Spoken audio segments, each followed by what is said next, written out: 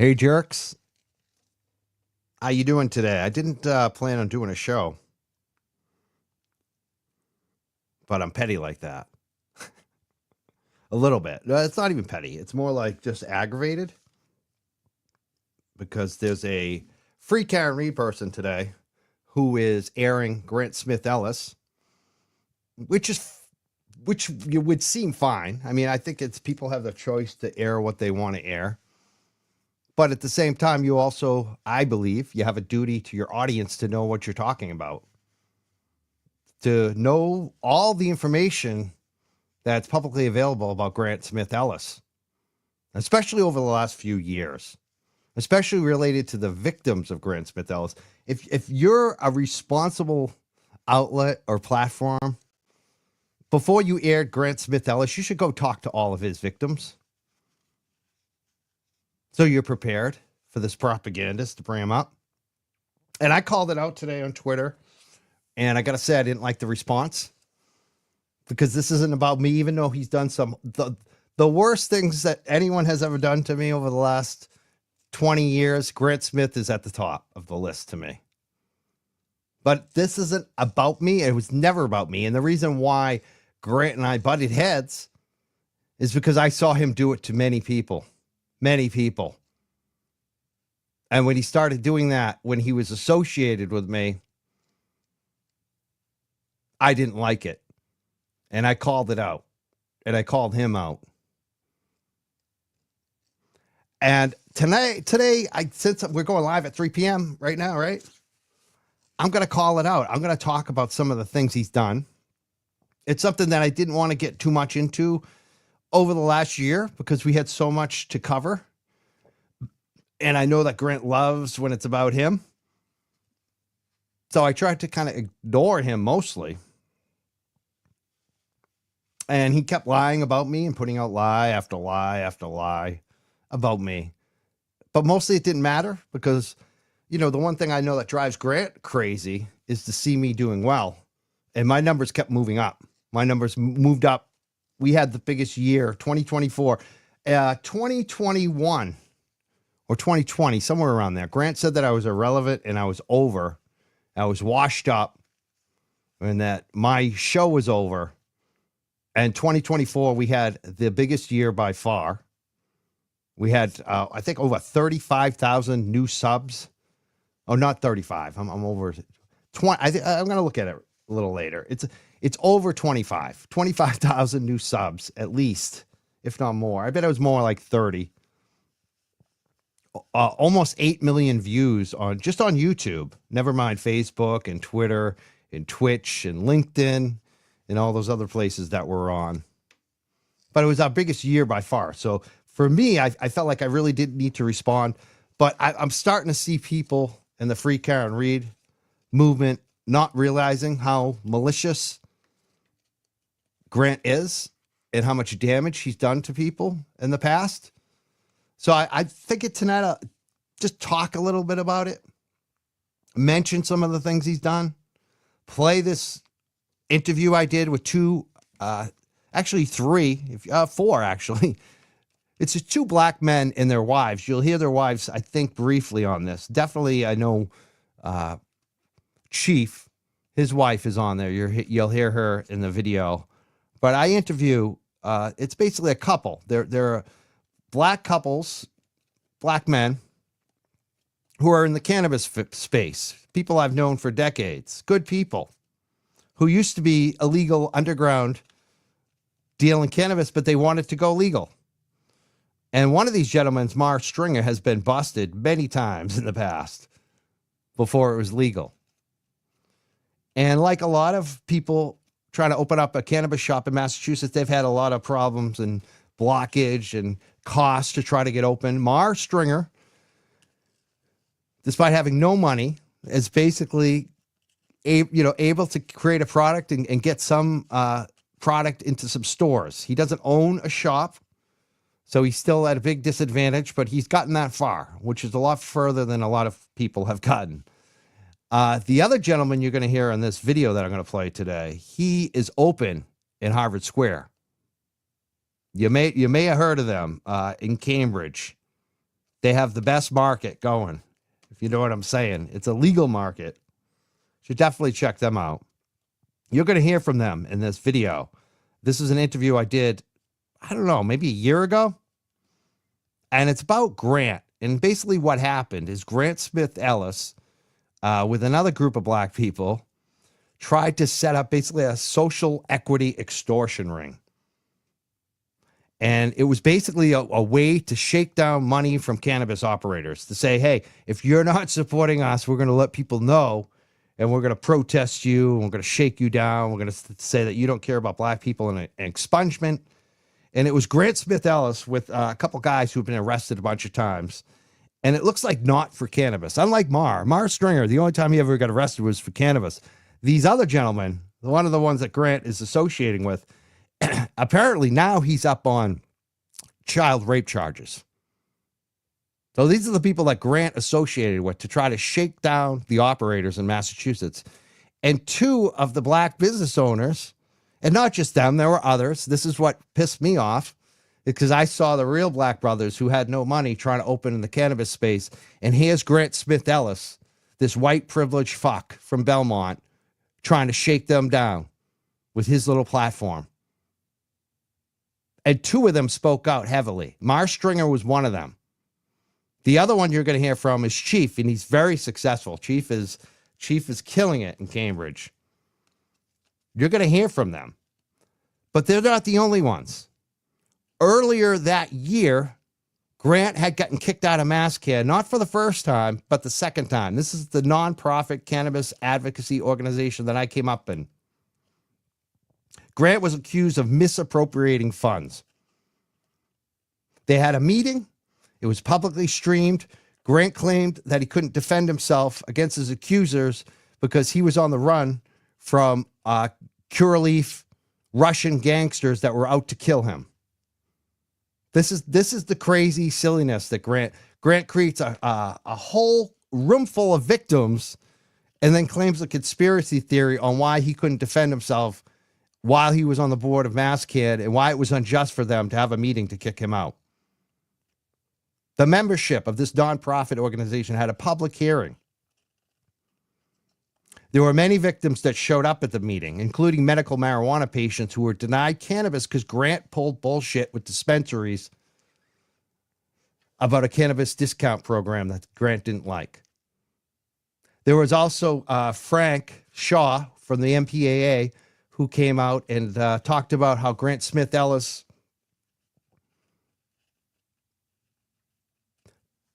pretended that there was documented proof of allegations against this gentleman who's gay, HIV positive, cannabis advocate, that he was a child molester.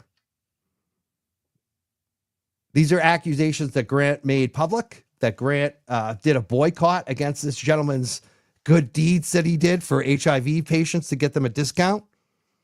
Grant went to the dispensaries and said, why are you associating with this Frank Shaw guy who's a pedo? And there's been no proof presented that the gentleman, and he's publicly denied it. So these are like the typical victims of Grant Smith Ellis. This is the tip of the iceberg. I could talk about more. Now, there's another woman that was at MassCare for decades. She was like the grandma of the organization. She created this program called the Education Village. Her and Grant butted heads, and from what I was told is he checked himself into the hospital where her son worked. Grant Smith Ellis did this so that he could run into her son and tell the son that, oh, you're Catherine's son. I didn't realize. Oh, wow. I work with Catherine. She's great, but did you know she has some dementia problems? Do you know she has some Alzheimer's?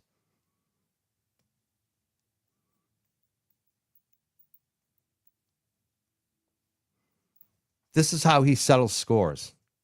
He makes up stories about people. And then he goes, checks himself into a hospital to see the son.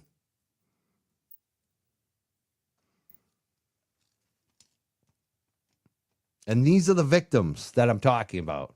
So if you're going to air Grant Smith Ellis on your show, the least you could do beforehand is talk to some of those victims. Talk to Lisa Peralt, who's on Twitter right now. Talk to Cannabis Cowboy, Mar Stringer, who I'm going to play his interview. Grant's friends ripped his friggin' braid out of his head. He's going to show you the braid in this video that they ripped out of his head. And then they charged him with a HPO against him, which you're going to see it being served here in the video. And then we get the video from and Grant came out and said that this guy assaulted people at the New England Cannabis Convention. He said that the man claimed that the man had a knife. And then we saw the video. And what the video shows is that the man, Mar Stringer, was entering the place with a professor, a doctor, a lawyer, a woman. So Mar and this attorney are walking in together. And someone calls his name and he stops and looks. And basically 4 men encircle him. And 2 or 3 of the men start beating him up. And this Mar Stringer is a wrestler like me, and he held his own. But you're going to see a moment when you could tell that they were trying to throw him over the railing. And that weekend, I was there at the event, and I felt unsafe with those guys around as well. And they had another incident with the other black couple that are going to be on this episode. So you're going to hear directly from the victims of Grant's crew, one of who have been now arrested, apparently, and is being charged for child rape. These are the people that Grant Smith Ellis was associating with. And then we got the police report. Grant Smith Ellis in the police report says that Mar Stringer is coming back to the event with a gun. You don't think Grant Smith Ellis knew what he was doing that day when his political rival, Mar Stringer, who had called him out publicly for his extortion games, that he was putting a black man's life at risk, someone like Mar, who is a pretty strong guy, claiming that he was coming back with a gun. When Mar never said it that, and Mar would never say that. He tried to kill him. Tried to kill Mar Stringer that day. That's how I read it, the police report. That's how dangerous Grant Smith Ellis is. Yeah, the hat is back today. The t-shirt's back. I wasn't even ready to do a show. I had to go up because I'm just like, you know what? If they're going to air this right now and have Grant throw all this shit about me, I'm going to tell the truth about Grant. And not only that, this is the big mistake to throw this shit out there and go ham hog. It's funny how Grant today posted a statement about me. And he basically said, I now think Mike Crawford leaked the doctored. Now he's saying allegations. Like before, he called me a criminal when he thought I was down and out. And it's funny that he knocked on himself. He said that I got into this because of Brian Riccio and to free Karen Reed because I was mad at Brian Riccio, which is crazy. Brian Riccio I don't think even got into this until I got into it and Turtle Boy got into it. I'm not sure. My issue back then was actually with Grant. Like Riccio, I had shut everything down about him. Like he was so irrelevant to me. So it's funny because I started covering this because I was talking to Aiden behind the scenes. Aiden knows this. We were messaging each other. We even had a conversation publicly on Twitter at one point where I kind of called him out and he said, no, you're wrong. And I apologized. And I didn't even know him then. And I had been having a lot of private conversations with leftists about Aiden, how I love some of his work. And I was torn. So my thing with Aiden and Karen Reed, it was about Karen Reed. It was about Turtle Boy was right. And I wanted to jump in on it because I felt like he was right. And I had been watching him, a Back the Blue guy, break some of the biggest police corruption stories in the state of Massachusetts for years now. And it's like, why aren't we supporting him when he does these things? So I decided to have him on the show.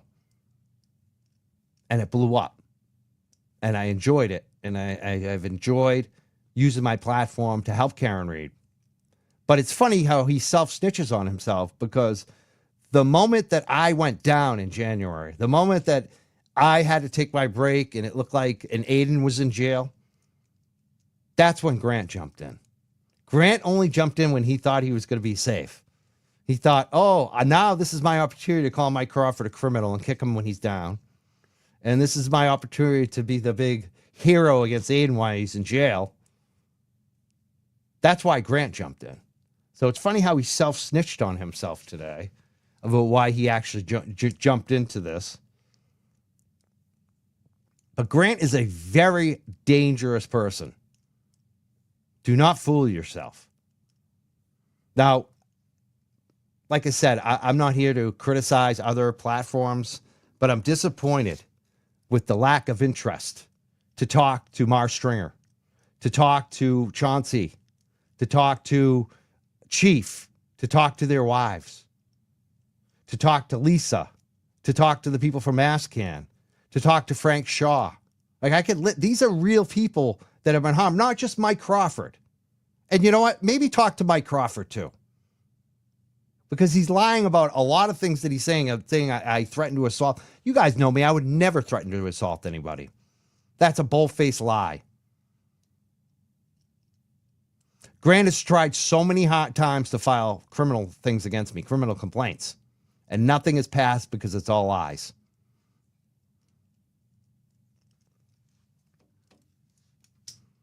So if you're going to have a show with Grant, make sure you've done your research on Wendy Murphy, his mom.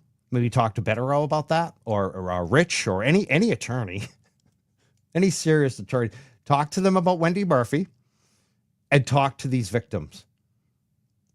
Because there are a lot of victims of Grant, not just Karen Reed. And maybe think about what he's done to Karen Reed, too.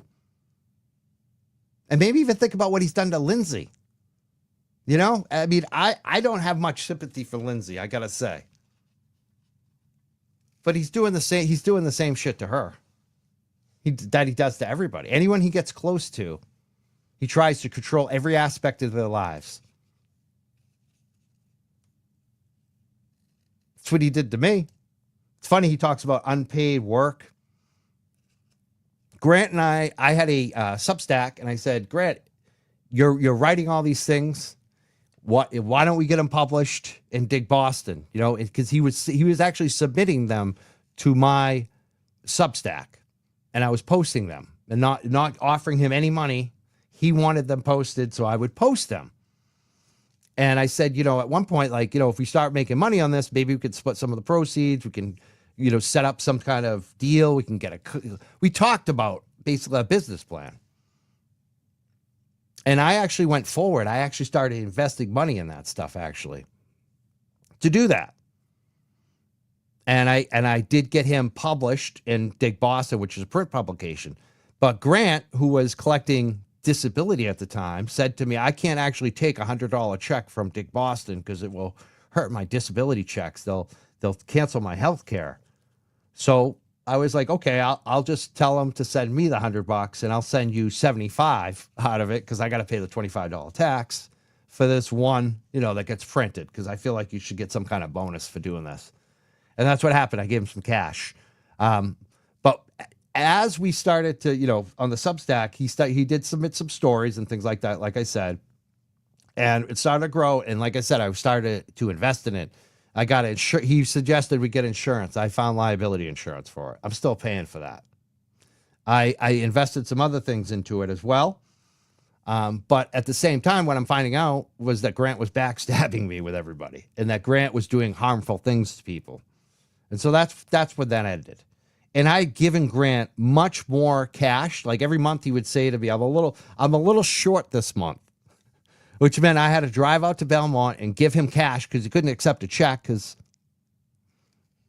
So I would drive into Belmont from where I lived after working all day to give him cash and weed so that he could end up backstabbing me and not producing the content he said he was going to.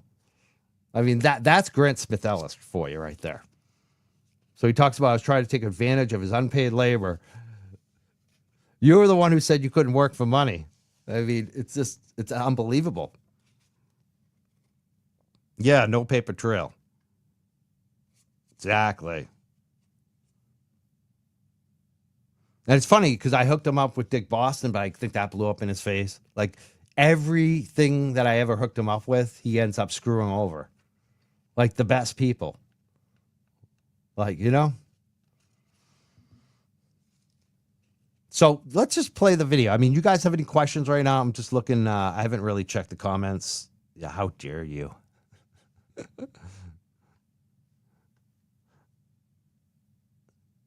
I'm going to read a couple of your comments right here before I play the video. Yeah. Here we go. Like, if you're going to talk to Grant Smith Ellis, you better have those questions prepared about the Duke Lacrosse situation and his mom. And we'll see. I mean, you know, someone, there's a show today at 3 p.m. That's why I'm so petty. I decided to go live at 3 p.m. Because if he's going to talk shit about me, I'm gonna go live at the same time as him. And I just decided to do that. I think Jason's in the chat. I'm going to bring him up in a second too. I decided, you know, just to air it out. One of the other shows, Tom CPU, has been talking to Grant outside, and I guess they had breakfast or something today. I didn't see it. I don't know how that works out. But I got to say, the people on the ground, it's a different situation. Tom has to see Grant all the time in person. So if Tom wants to be friendly with Grant, I don't blame him, because Grant is a dangerous person. And sometimes it's better to be friendly with people like him when they're going to be around you in person. So I have no beef if Tom, CPU, on the ground is making friends with Grant. What I think is bullshit is when you are doing a show from Australia and you're not talking to the victims. I don't think she's prepared for this. So what are you doing? And when I say something, you shit on me. You compare me to Grant. You're not going to find all these strings of victims. You're not going to find people saying, Mike misappropriated funds from a nonprofit and got kicked out twice. You're not going to find that. You're not going to find that my mother got sanctioned by federal courts. You're not going to find all this other crap that we're going to talk about with Grant. You won't find it with me. You'll find people saying, you know what? When I was down, Mike was the only one who stood up for me. That's what you'll hear from people that Mike could be a dick, but Mike, when I needed him, he was fucking there. Let's bring up Jason. What's up, Jason? Hey, can you hear me? Yeah, I can. Oh, great. I am remote. I'm in an undisclosed remote location today. I wasn't planning on live streaming, so I've kind of cobbled together a little setup here to come in and have a conversation with you. How are you doing today? Good. I'm fired up because I feel like I've ignored the Grant issue for too long, and today's the day. It's like what is going on? How are they doing a show with this guy and they don't even have any of their base? Maybe I'm wrong. Tell me I'm wrong. I don't know. Well, what do you think? Actually, I will tell you, I did have a conversation with Miss Shorty up front. So Grant has left. He canceled on the show, so he went in, and I think I wasn't watching, but maybe he made an appearance and bailed. But what I will say is that I did have a conversation with Miss Shorty up front, and she's very nice from what I've seen. And I like her, but I was pissed today. I was, because it's like, what the fuck are you doing? Like, you're not talking. From what I understand, she's been trying to talk to Grant for a long time, because one of the topics that she covers a lot is this concept of neurodivergency and people who may be on the spectrum. And I do believe that was kind of where she came from. I will give her credit in that she did ask me if I had any questions that she thought she should ask Grant ahead of time. And I neglected getting back to her with questions beyond a couple of, you should probably just ask Grant why he won't talk to me, given that we had an incident in front of court the other day, where I've been offering Grant 5 questions. He can ask me 5 questions without any qualifications, and I'll answer them on, either on the record or off in regard to what's happening there.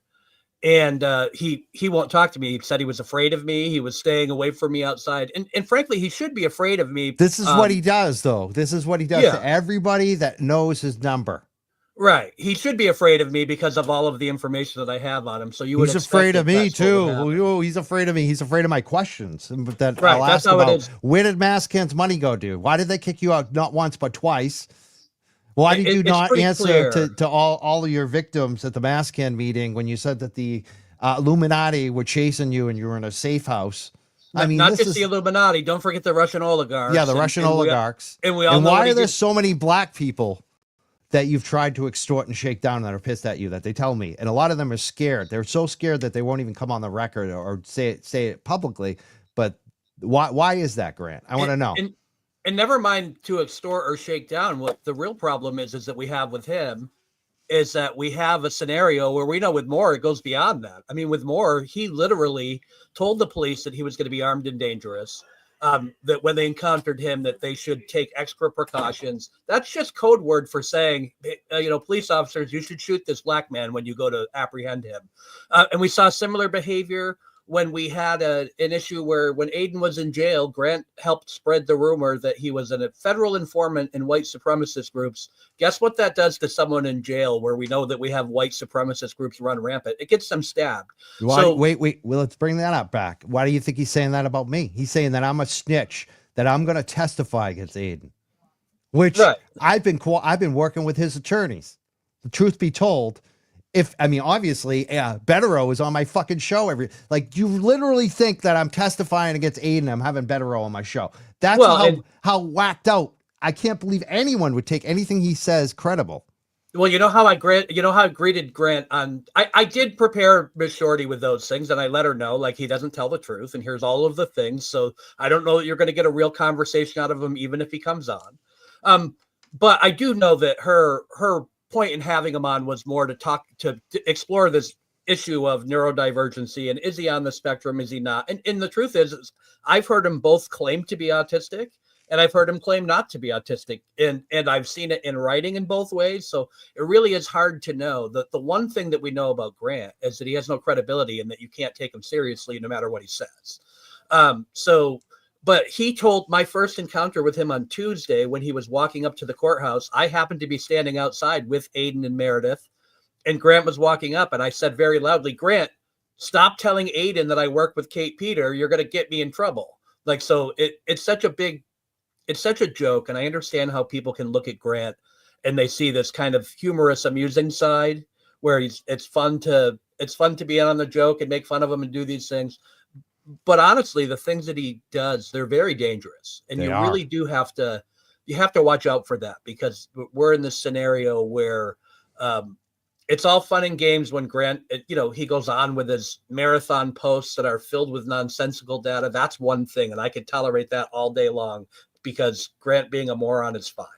What I can't tolerate is him actually trying to get people hurt when he's making up the rumors about you or about Aiden or about it. Or that woman who was the nicest lady, who he went to her son and said she had dementia and Alzheimer's just because because she was calling out his bullshit in the nonprofit. I mean, it's that's true. Sick. That is fucking so sick. Like, who does that? Grant does. True.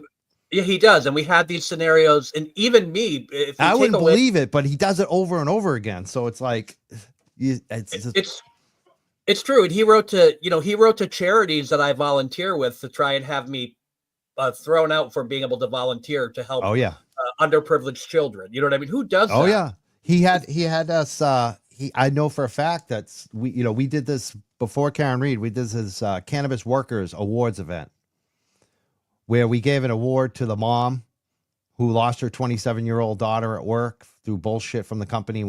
Her and the mom and me and this whole group of workers, we chased the worst company out of the state. And we got them there was nothing happening until the mom started calling into my show. And then the Globe got on it, and the state finally fined them like millions of dollars. And Grant basically went to when we were doing the award show for the mom and the other workers, he went and called sponsors and got one of them not to sponsor us after they said they would. And then he called them all. Like, they all told me, we got the call from Crazy Grant. And it was all lies about me, and that's why they, shouldn't do it. And I mean, this guy is just not a good person. Who does that to the mom that lost her daughter? Excuse me. You're right. He's not a good person, and I think it's important to point out because we have these scenarios where again, Grant comes off as kind of aloof and foolish, and people see him as kind of a clown, and he's humorous, and we have all of that. And I'm okay if people want to see that. I'm happy to be the one to focus on the Moore case and with you, Mike, and I'm happy to be the one to focus on all these things. But what people do need to know is that when it comes to, sorry, I'm losing my earbud here constantly. When it comes to Grant and when it comes to his mother, they are consistently on the wrong side of every single issue. They are consistently they have it wrong. They go through this entire scenario where they take the worst interpretation, the least logical interpretation they can come up with, and that's what they run with. And some think it's on purpose in terms of being the contrarian and getting attention that way. But that's all he cares about. He talks about how many clicks he's getting on Twitter, which is ridiculous. He doesn't even get that many. It's like, dude, no, he doesn't. And I know that's why he's hashtagging me every day in there, and I know that's why he's going. That's why he's talking about me. He's trying to get some traffic on Turtle Boy's name, on my name, on your name. Like, it's so funny because he says like that I have no views or listeners or whatever. And it's like, dude, that just shows how jealous you are, because I don't talk about how insignificant he is, even though he is. Well, my views are way above anything he could ever get in his lifetime. Like in the last year, it's just like it's unbelievable. It just shows you what he really cares about. I think he caught on because early on he would never block me because I kept retweeting my comments to him, and he would never comment. It was always a retweet, a quote tweet, and then I would quote tweet back, and then he would quote tweet back. And once I figured out, I actually did it. I have the numbers somewhere. I did an experiment. I started tracking his engagement on tweets that I replied, that I would quote tweet, versus tweets that I would take a screenshot. And I was driving, 75% of his engagement. So I stopped replying to him that way. And once I did, and he figured out that he wasn't getting the clicks, he blocked me. And I've remained blocked since then. It just really is. It's fascinating. And when you look at people like Grant and you look at people like Kevin, they're in this scenario where they are literally doing anything they can. They're desperate. Kevin's going on Court TV and he can't drive 200 followers on a live stream. It's ridiculous. So you see them start to say more and more and more outlandish things because they're doing anything, basically begging for us to respond to them so that they can get that little boost. And sometimes I give it to them willingly because I don't know if you saw, I had a tweet with Kevin the other day where Kevin said the only people that follow me are basically deplorable. He didn't use those words, but he was saying that they're scumbags. And then all I did is I screenshotted that, and then I screenshotted Kevin's main page where it shows that he follows me. So I just I drew an arrow from where he said people that follow me are the dregs of the earth, and I pointed to his profile where it shows that he follows me. It was one of my favorite things to do. Because pointing out that these people are disingenuous losers is kind of what I do. So it's fun, Yeah. Yeah, it's crazy. I'm just reading some of the comments too. It's you see, you highlighted the one, the one from Grande. I like Grande. They're funny. I did a change.org petition to try and have the parody accounts for Kevin and Grant replace Kevin and Grant. And it was up there. It had good results. It was getting good engagement for almost a day, but they got it taken down. Yeah. Yeah. It's pretty funny when they make fun of them. It is. How dare you? Those accounts are still getting people replying to them, thinking they're replying to the original. So they're doing a good job. Yeah. I mean, I should say people are asking about Shorty. Some people are saying agreeing with me. Some people aren't. Some people are saying be nice to her. Like, I'm not trying to be mean to her, honestly. But at the same time, Shorty, I gotta say, what are we doing here? Even if you're doing the neurodivergent thing, you're platforming him. You're humanizing him. You're giving him this little thing. Like there's only one way to have Grant on, and it's to fucking head to head. Destroy him with facts, one serious question after another until he cries and runs away. And like he did with Maskin, he wouldn't show up because he knew that he was going to be called out for his actions. That's the only way to have Grant. There's no making peace until he acknowledges what he did, until he, It's like having someone like, oh, we're gonna have Jeffrey Dahmer on tonight, and we're gonna talk about how he was a Cub Scout and how everything was, great with his life until he got kicked out of the Cub Scouts, and it's so sad. He's such a good guy. Like, are we really doing that? Is that, I mean, because even that does not sound good to me, Haley. Like, do you see what I'm saying? I don't think I do. I don't think that's what I really don't. I do think that she was willing to ask him tough questions based on my conversation with her in advance. And I also know that she's going, I know she's going through a tough time herself right now, maybe a little bit. And I actually I'm going to bring these questions up because I'm going to go on her show on Christmas Eve. So I'll be there on the 23rd, and I will ask her head on about her decision to have Grant on, even though it didn't happen. I will ask her about her decision to have Grant on and give her a chance to explain herself. I tend to want to give her the benefit of the doubt just because I'm friendly with her and I know her pretty well. And I think that she was just trying to bring an interesting guest forward in terms of what's happening there. But I don't think she was trying so much to platform him, even though I'm sure that's why he agreed to go on. Why did it get canceled? Why? I don't get why. I believe he backed out. He backed out because he saw that it was pissing me off and it was going to cause me to do more shows on him. Too late, Grant. Yeah, well, that's what I mean. I think I'm booking guests now against you because I just, dude, go away. Seriously, if anyone needs to go away, it's that dude. Right. Well, and as a lot of people know, I did start my YouTube channel. I started a little earlier than I was ready for because we had that situation last week where Lindsay Gaetani threatened the mother there, and I talked about that on your show already. And I started my YouTube channel early because not only did Lindsay threaten the mother and her children, she went down to the police department in Mansfield where the incident took place and tried to lobby them to charge the woman with wiretapping for recording her threatening the life of her and her children. So I really thought it was important to get a video out on the new call recording feature built into iOS 18, because it actually, when you go, and that's how she recorded the call. I did a quick call with Mary, the woman, and the police didn't understand how the new call recording feature works. So they were contemplating whether they were going to have to file charges against her. So I wanted to show that when you do that call recording, that it announces to all parties on the call that the call is being recorded. The flaw in iOS doing that is they don't record the warning. They only record the conversation that happens after the warning. So I wanted to I find that because I had another service I used to use on the, that wasn't Apple. Yes. And they did the same thing. Like, I think almost all those services do this. Like, I think it's a bunch of BS because I guarantee you pretty much any service that someone would use to record a call says that at the very friggin' beginning. They all do. They know that there's an issue in some states.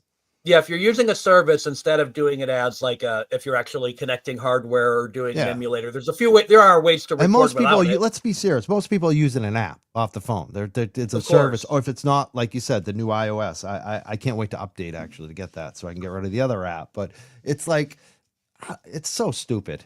She's so full of shit. These are the same people too. I'm glad you brought up the wiretapping bullshit. Because let me say it again. Grant Smith Ellis. Someone said, someone really should sue Grant and Wendy. I haven't ruled it out on Grant because I have him dead to rights. He's claimed I've done crimes that I haven't done over and over and over, even today.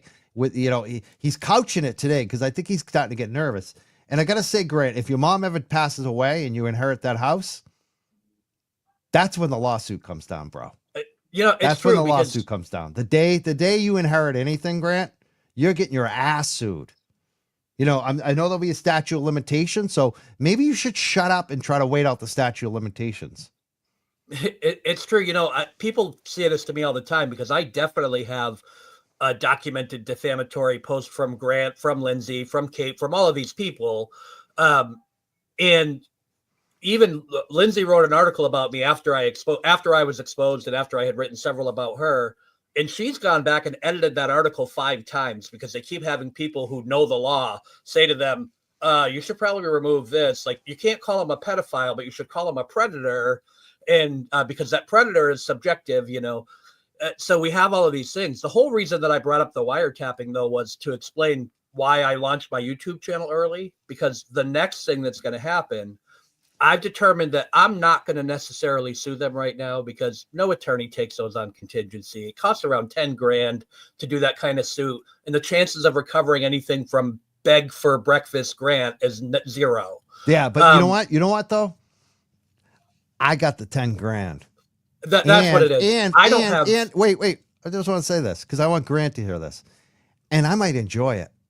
10 grand. It might be worth 10 grand. Just for the enjoyment to watch you fucking squirm, Grant, and have a documentation at the end of the day that you libeled me. I'm actually looking for. I'm actively taking some steps to look for a young lawyer who maybe hasn't been out of law school that long, who wants to make a name for themselves and is interested in the First Amendment. I would love to engage a lawyer on doing things like this, because I think it would make sense for them, especially if it was somebody who was hungry and they wanted to grow their business. But what I am doing with my YouTube channel is my next video that should come out hopefully over the weekend is going to be about this very topic that you're talking about today with more. And I am going to make a video, and Grant is going to be the star of my video, unbeknownst to him. That's the best that I'll say about it here. So that's going to be, hopefully that'll be out over this weekend. So when you say that it's time to start talking about Grant, I am with you 100%. It's time to start talking about Grant. Oh yeah. And I just reached out to a guest about it, a couple of them. So we'll be doing much more on this. Cause you know what, Grant, you want to keep talking shit? We got the receipts. You got nothing. You got lies, straight up lies that everyone knows are lies. Joe Biffle said, you're rich. Yeah. That's what happens when you work hard for 10 years. And save and don't spend, never go on vacation. And then you kill it in the stock market and all your investments are. I've had the best year, people. So yeah, Grant, I might just do it. I've been spending money lately, bro. I got new teeth. I spent money on a nice jet. I'm looking at. Oh.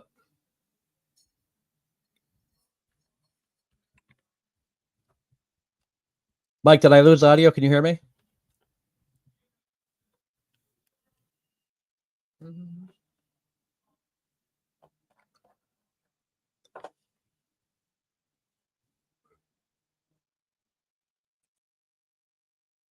I'm muted. Oh, sorry. Mike muted himself again. Sorry. How long was I muted for? Poor Jason.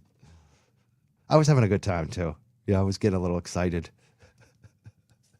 I boomered the cord. I really did. I was just saying, like, because Joe said, you rich? And I said, yeah, I am rich. I've been working for 10 years, never taking a vacation, saving every dollar, and then having the best luck with all my, I'm not going to say it's luck. I'm smart. My investments have been fucking killing it. And I stopped being cheap this year. I'm like spending money on shit. I spent a lot of money this year on teeth, on like I got the nicest jacket. I got, I'm starting to spend money, and it's like, gee, maybe I'll spend 10 grand just to have some fun on Grant. That would be like, Jason, sorry, it was me. It was me. Okay. Muted. Yeah. I couldn't hear it. I'm like, I don't know how I did it either. Cause like, I don't even know. It's like, I got so excited, I guess. You don't even know. I was running around. I borrowed an audio interface from somebody. Like, people were emptying their laptop bags just to get me online right now. So what should I invest in? Chris asked. I would say continue buying NVIDIA, Meta, and what's the other one I was buying? Google. I mean, I've made so much money on all three of those, but they're still worth the money. Like everything else has gone up. So I got kind of skittish about buying shit, but you can't go wrong with Meta, NVIDIA, and Google. And I'd say Bitcoin too. I don't like Bitcoin in terms, because I think it's going to crash America in the end. But hey, you can't dispute it. So though I would buy growth. That's what we need. You want to make money, buy the growth. And those three that I mentioned are three like companies that aren't going away. They make so much friggin' money. And religiously, especially companies like NVIDIA, it just keeps going up and up. Yeah, every day buy it. Like I don't care. That's what I've been doing for like the last whenever years, is every day I will buy some, whether it's $1 on Robinhood, like even if it's just $1 a day into that stock. That's what you need to do. Every day buy some for like 5 years and you'll make a shitload of money. I shouldn't be giving financial advice. Instead of investing money, I'm known to have 1 million kids out there, so I'll always be poor my entire life, I'm pretty sure. That's a tough one. You got to make more money then. One thing I'll say is it's not financial advice. I'm no longer a financial advisor. I'm not licensed, but I'm just saying, hey, you can't go wrong with those companies. You really can't. There's always a risk, obviously, but I feel like you're pretty safe with those, and you'll still get the huge growth. I will. My retirement plan is hoping that one of my million kids becomes really successful. So that's my goal. We're hopeful on that here too. Definitely. Yeah, Mike's version of DollarCast is averaging by $1 a day. Or if There you you do go. 5 or 10 even, it's like that's the beauty of stocks now. Back in the day, you couldn't buy a Nvidia or whatever because now it's 100, 115 a share, but at one point, some of these stocks are thousands of dollars a share, and you couldn't afford to buy like one whole share, and plus you had to pay the commission. Now there's no commission, and you can buy $1. You don't need to buy the whole share. So Robinhood, any account like that, buy $1 a day if you can. Think about people that are smokers, right? If you're a smoker, you're paying upwards of like $15 a pack a day. Take that $15, quit smoking. It'll save your life, and take that $15 and put it in your investment account every day. Can you imagine? Yeah. Or just try to make a little more money too. Yeah. With that extra money that you from the side gig or whatever.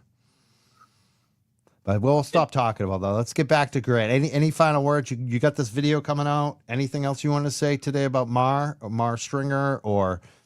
Listen, you talk about such a nice man. It really is funny because I generally don't judge people's character before I decide if I'm going to defend them or not, right? Because I defend people based on my principles.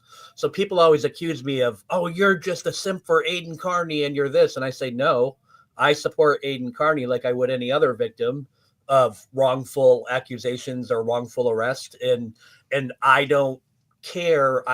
I take the moral judgment away. I don't agree with everything he says, but I will tell you he's nowhere near as bad as people make him out to be. Aside from that, I support him based on principle. When I went to Canton last Monday night, I went to go meet with the boots on the ground. They do a thing on Monday nights where they go out. And I knew that I wouldn't necessarily be hugely popular because there was a little bit of feuding going on in some of the groups.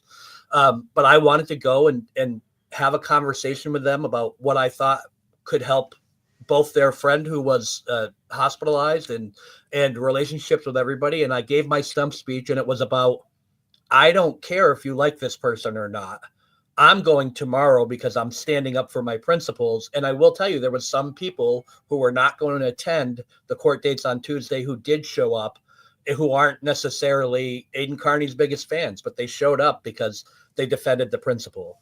People who showed up for Karen Reed were absolute strangers. They didn't hang out with Karen Reed and they don't know her. They showed up because what's happening to her offended their principles. And that's my message when it comes to those things. So when it comes to Morris Stringer, not only will I stand up for him based on the principles of it, he is a really nice guy. If you look at his posting, he's always posting about love and about loving one another and doing all of these things. And there was one post, I quote tweeted his tweet that he was talking about love. And one of the trolls came in and they started hitting more because I quote tweeted his tweet. And I'm like, and he did such a great job of responding to them in the comments that I wanted to jump in. And I just sat back because I watched him say, you're exactly you don't even know me. And you're the person that needs to see this kind of tweet that I put out because you have hate in your heart and you need more love in your heart. And he just strikes me as such an amazing man that when I see stuff like that, some people I'm even happier to defend, and he's one of them because he really is just such a nice guy. I don't know him all that well. I've had a limited amount of communication with him, but what I have had, you can just really see that he's this great guy. He loves his family. He is trying to live the American dream. It's really, really hard to be negative about a guy like that, Yeah, definitely. He's also a family man. He loves his wife and his kids. Like he's all about family. So you'll see this video. It's a little chopped up here. The problem I had on some of the video here, and that's why it's chopped up a little bit, is because it was the up and down. I'm trying to just make it a little wider for the screen. So like I reach, So you'll see it's a little chopped up, but at the very beginning here, he's being served HPO papers from the people who assaulted him, basically. And basically one of those people has been charged, right? He's been charged with what? Child rape. Is that right? Do I have that right, Jason? Oh yeah, it really is. He's been charged. I think they actually have changed the charges a little bit. The charge that I see, I think it's aggravated sexual assault of a minor. So I think that that's the official wording of the thing. But basically, it was a situation where he and two other people gang raped an 11-year-old girl. So I just want to throw it out there as that is the facts of what happened. And these are people that Grant associates with. Grant got money from the mayor of Boston, Michelle Wu, and the city of Kane. All these other, politicians gave this nonprofit money, and Grant was like one of their front people working with them. And they're the ones who assaulted Mar at this event, and Mar was calling out their bullshit, their grift. Grant, especially. Go ahead. I'm going to hop out before you play the video because I am at a holiday party. I'm going to get back to it, but I do want to say, when I exposed that story with Grant, we had known about the arrest and we had been waiting to get some official confirmation of it. And when we got the confirmation of it and I wrote the story, I questioned Grant as to, this is when he was still not afraid to talk to me. And I questioned him about how well he knew David John Jakes, and he said that he didn't know him at all. I confirmed it. I put it back in the words. So you're saying you never met this person? And he said, correct. I never met him.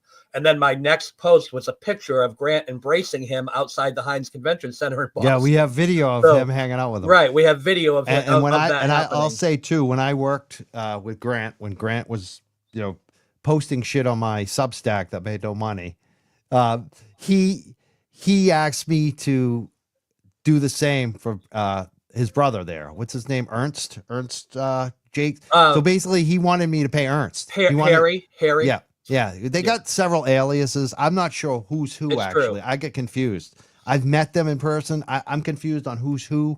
But one of the brothers, Grant, this was like years before. Grant was trying to get me to pay him to write on my website. And the guy sent in this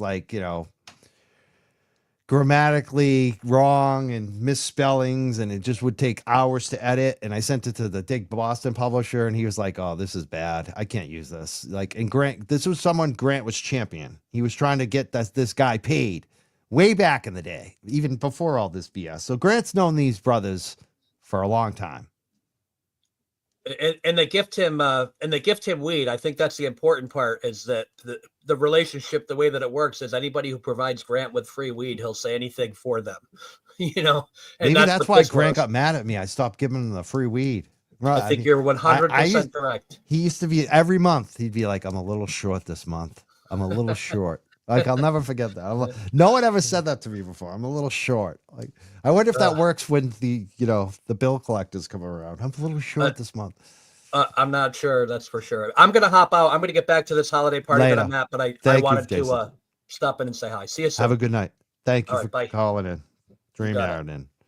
Check out Jason. He's got a new YouTube. He's got Not Haley Walbricht Twitter account you can also follow if you haven't. All right, let's play some of this video. I'm gonna probably jump out and check on the dogs real quick, but I'm gonna play some of this video. Like I said, this is the gentleman Mar who got his hair pulled out. You're gonna see in the interview, I believe he's gonna show the hair that got pulled out, the braid, after he got attacked and basically jumped by 3 or 4 people. They serve him with a harassment prevention order at his house with his kids there. You're going to hear his kids in the background. And notice the way he treats the police, how nice he is. Like, just what Haley said. Mar is such a nice guy. He didn't deserve any of this shit because he called out Grant in his grift. And this is what they've been doing. And this man's still facing charges. And you're also going to see the video where they surround him and attack him. I still don't get how the Boston courts and the Boston Police Department are going forward with this. There's video of one man being approached by 3 or 4 other men who surround him and they start the fight, and he gets charged. And one of them now is facing also, like we said, charges for child rape. So Harry Jean Jacques filed a harassment order in my name against me? Against you, yes. Okay, thank you. Of course. Appreciate you. Want me to read it to you? You good? I'm fine, thank okay. you. That was cool. You have an awesome day, man. You too, man. Yep. Nice to meet you on not good terms, but I know that guy's always mad. No, dude, man. Sometimes when you got big energy, people these things, you know, so that's what it is, man. But I just want to make sure. Yeah, I just want sure to prove it. You're the best dad out. Yo, dude, that's what it is. That's what sick shirt. Yeah, you know. And this individual has no children who filed this, you know, and no wife. You understand me? So, but okay, come on. All right. So look what we have here in front of Nikan. We got Grant Smith.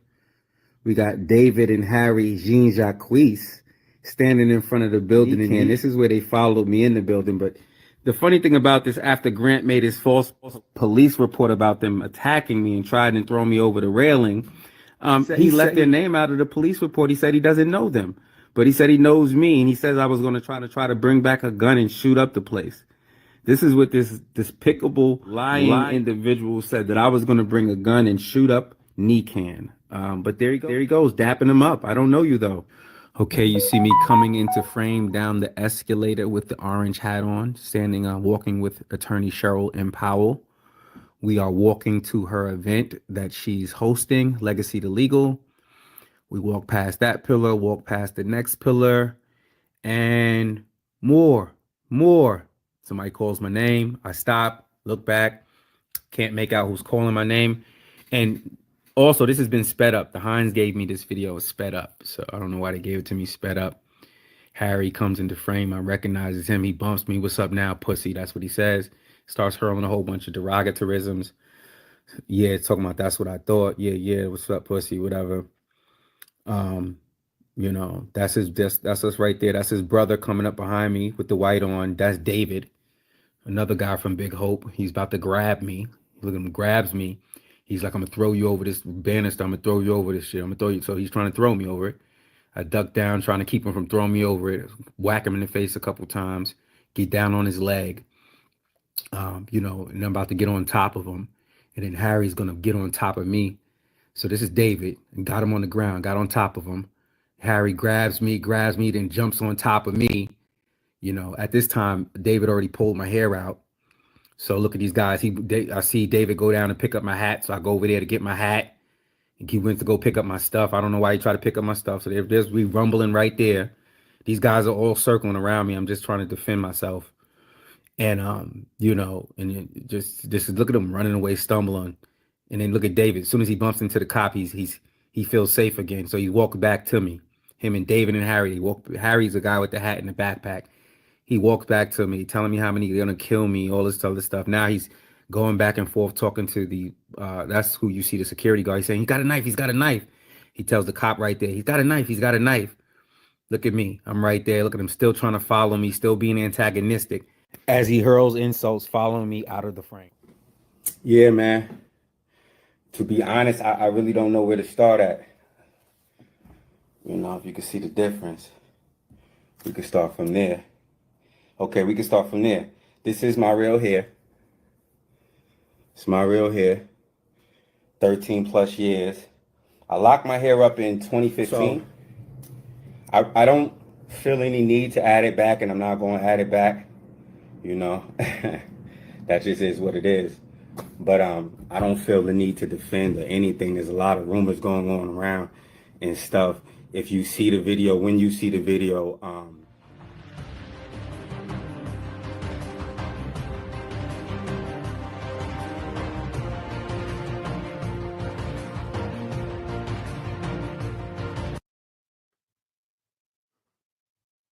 Welcome to the Young Jerks. Mike Crawford. Almost a perfect open, but a little technical glitch there. Always something. I'm getting better at this, though. Even though we're a little behind, we're a couple minutes late. I've just been so kind of relaxing today. Had to get that extra smoke before the show because I knew the show was going to be something a little different than not the typical show that we do lately. We do a lot on Big Cannabis, especially True Leaf. I really enjoy those shows now a lot because I feel like we're giving the workers a voice. And we've been doing that quite a bit lately. We're going to be doing that again Sunday night. This show tonight is going to be a little different. I definitely want to mention, though, we have the big Young Jerks Cannabis Workers Awards coming up Sunday, May 7th at the Rockwell in Somerville, Massachusetts. It's going to be hosted by myself with some great guests from UFCW 1459, Drew Weiss, Danny Carson, the True Leaf whistleblower, Saskia Van James from MRCC, and many more that we are going to be announcing. Ed D'Souza is one, Carolyn Pinot from STEM Haverhill. Music from the Teasers. I haven't even mentioned who the Teasers are. The Teasers are the band of our longtime Young Jerks producer, Brian Murphy. So this is going to be a great event. A lot of Young Jerks guests and friends and support is going to be there. We also know that please come down, mention fan. And we haven't always agreed on everything. We've actually gotten in fights. We blocked each other at one point, but we're united definitely on this. And I'm glad that we could make up and just let's talk about it. Let's bring him up right now. Mars Stringer, what's up, man? Yeah, likewise, and definitely my sentiments exactly. Like I'm no angel. I've been involved in situations, violent situations before. I think it just takes the cake when you try to get somebody arrested after you attacked it. You know, they initiated it. I didn't want to fight. Yes, I can fight, but I didn't want to fight. You know, I didn't want to be forced into a fighting situation. I wasn't prepared to fight. As you can see, you know, what I was doing prior to, you know, I was headed to an event, a cannabis event in my business space, you know, so with my platform, which is Legacy to Legal, you know, where I came from, you know, being arrested. Just very interesting that this group, they also do the expungements and stuff. It's one of the most horrific things I've had to experience. You know, I've never experienced this level of hate where somebody doesn't care if they'll get their own self in trouble. Like you see in the video, there's cops and everything, and they're still attacking. They're still pushing. They're still bumping. They felt even more emboldened to come into me. And then one thing about the videos, you can't hear the words they were saying. So it's very disappointing that the Boston police would be right there. They wouldn't report. They didn't add they were right there. They were right there. They could have said from an eyewitness account what happened. They didn't. They never entered their statement into the testimony. I did security loss prevention for over 10, 11 years. We had to write certain statements so they can stand in court. We had to write reports a certain kind of way. And one of the easiest reports you can write is one with a video. You know, as a security guard, I don't have to recount it from my own memory. I can go right to this video and just write it down, and the police never did that. And it created a lot of harm for me. Like you said, after the fact, they tried to get order of protection on me, dragging me into court. Let's go through that. Let's go through that bit by bit because, you know, this was an incident that happened in April, beginning of April. No, March. Oh, March. Yeah, now we're in April. I'm confused. Yeah, March. So this March was the 11th. beginning of March like 7th, I think it was, right? Somewhere around there. First week of March. March 11th. Yeah. Okay, March 11th. And so this happened on March 11th. And we played the video for people that can't see it. If we put this out in podcast, you know, I like to kind of set the scene for people who are listening audio too as well. So you're at this event, you're walking in to, you know, go into a panel with a friend of yours who is speaking at it, who's an attorney. And all of a sudden you get these guys who are calling your name, you turn around and it turns into a brawl. Yeah, pretty much. Harry pulls up on me like, what now, you know, pussy. And, and I was like, you want to fight here? He's like, yeah, that's what I thought. And he just goes in, and then you see me turn around. I'm like, all right, if I would have known it was Harry or who was calling me, I wouldn't even stop. I would have never stopped to give them the time of day. I didn't know who was calling me. So that was the biggest advantage they had until they got up on me. And then when they got up on me, Harry got up on me, I still didn't recognize him. I was like, Harry? You don't see that much interaction because the video sped up a little bit. But I was like, Harry. And then he was like, yeah, what now, pussy? And then so I'm like, all right, whatever. I'm like, you want to do this here? So I turn my back to him. He circles around me. He starts putting himself in front of me, pushing up against me. Anybody who know me, I just didn't want to fight, because if I did want to, I would have knocked him out as soon as he approached me and bumped me. He bumped me first as soon as he approached me. All right. Comment came in and said, so your attorney friend witnessed it all too? Yes, she did. And apparently she's going to be a witness for Mar Stringer, which is so outrageous that the police, with her as a witness, with the video, that they're still going forward with this, law enforcement, based on Grant Smith Ellis. Grant Smith Ellis was the supposed witness. Because I talked about this on my show, because of this episode, because I showed the video, Grant actually filed a criminal, according to him, if you believe him, he posted on his Twitter that he filed a criminal complaint against me and the president of Mascan for witness intimidation. I never heard anything about it, except that he posted the criminal complaint that he filed on Twitter. He posted on his Twitter account. I'm pretty sure the police laughed him out, or the district attorney, or whoever it was, the magistrate. I don't know, because I was never charged. But this is the second time he's been involved in accusing me of crimes that I didn't commit. So yeah, the attorney her name's Cheryl Powell, and apparently she's a witness. You know what? She'd probably be a good person to see if I could get on the show. Actually, we'll see what happens with that. But again, you can tell this interview is from April. This is earlier this year with Mar Stringer about the incident that happened on March 11th at the New England Cannabis Convention at the Heinz Convention Center. And not only is Mar on here, you're gonna hear from some other very successful cannabis business owners. Chief, who is a veteran. Chief, I've known Chief for years, decades. Chief used to have a I don't know what you call it, but he had a cannabis club before cannabis was legal, and his bud was always the best.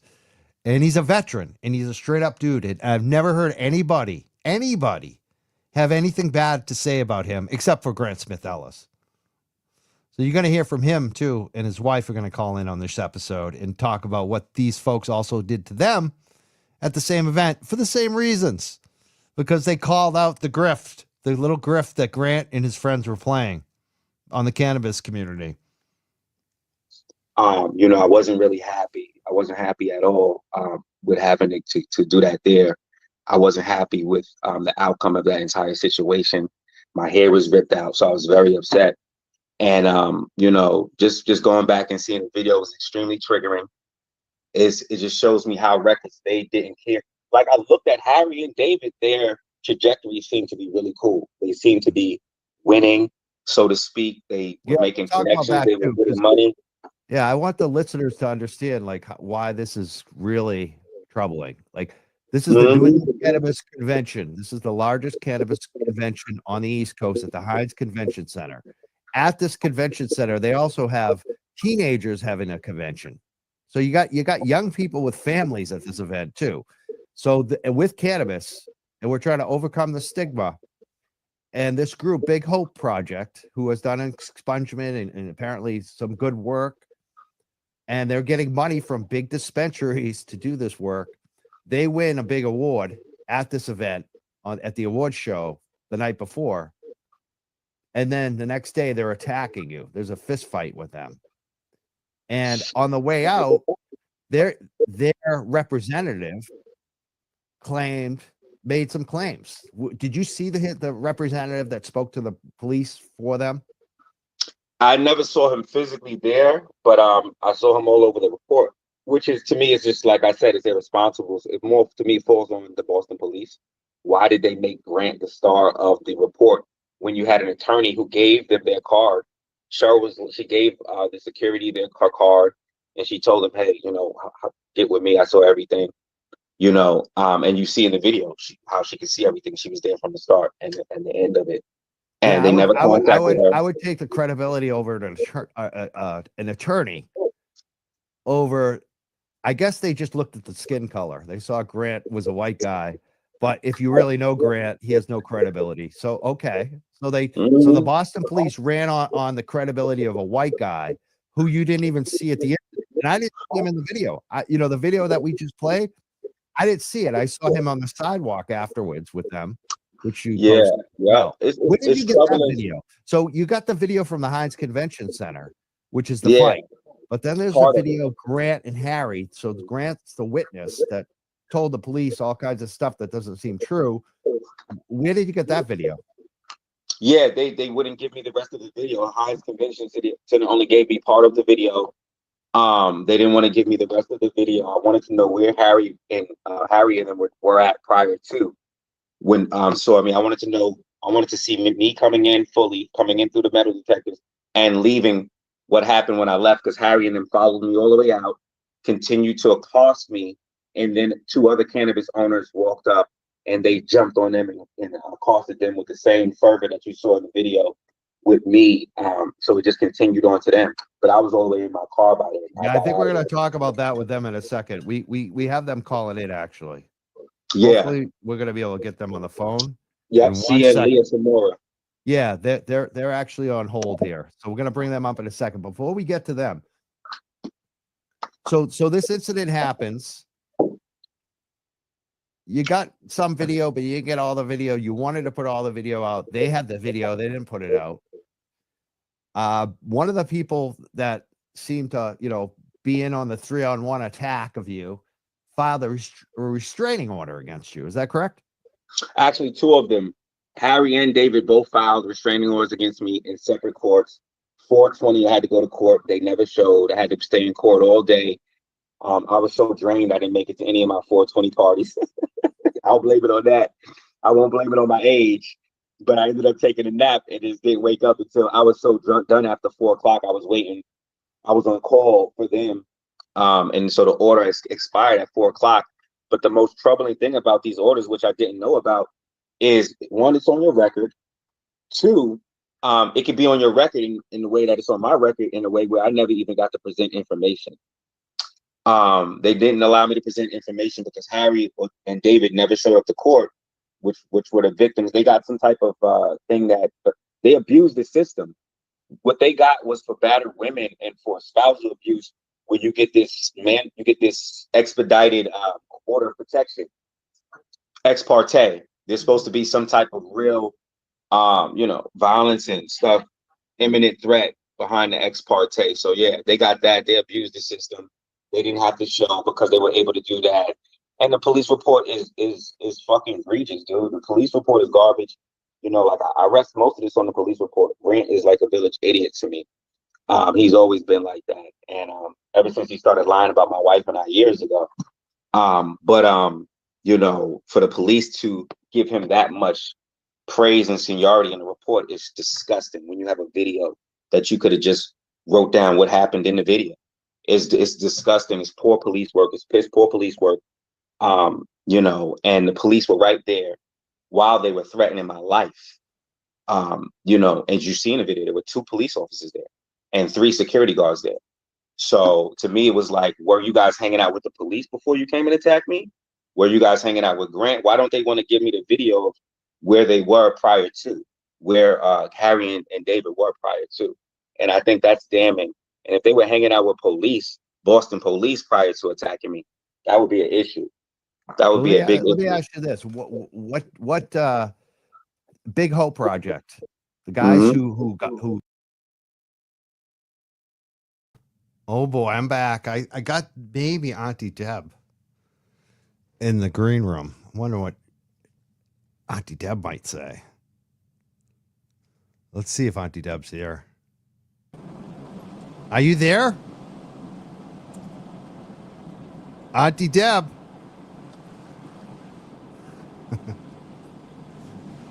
We'll check in on Auntie Deb in a few minutes and see maybe if they get it straightened out. I know they're in the car right now. I guess we'll go back to the video.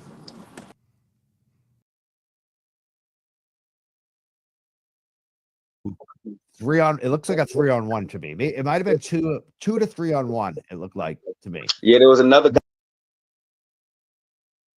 Hold on, we're back. Auntie Deb. Dude, I am so illegally stealing Wi-Fi from my neighbors. Can you hear me? I can hear you. I can see you too. Can you hear me? Yeah. No. Oh, you Yeah, can. yeah, yeah. Yeah. We're good. Can you hear me? Am I not muted? Are we good? Yeah, we're good. We're very good. Go ahead. What do you want to say today? Are we good? Yeah, we're good. I wanted to check in on you, see how you were doing. Oh, I'm fine. I've just fired up that people want to give Grant anything right now. So I just wanted to remind people. I know Wait. people are like trying Could you to hear me? Yeah, I can hear you. Yes. You can't hear me. That's what's You going can on. hear me. Yeah. Go ahead. So go. I'm I fine. can't hear you worth shit. I'm checking to see if I'm muted. I'm not muted, right? No, Fuck. everyone can Give me hear 2 me. seconds. All right. Can you hear me now? Can you hear me now? Yes. Give me 1 sec. Be right back. All right. Yes, All you right. can hear me. Yes. Can you hear You me can't now? hear me though. Is this okay? This is okay. I can kind of barely hear you. I'll have to shout. 2 seconds. Hello, Auntie. Someone said, "What did Miss Shorty do?" I'm not mad at Miss Shorty. I did get a little frustrated online, but you know what? If Grant was going to go live and talk shit about me, I had to go live. I had to remind people. You know?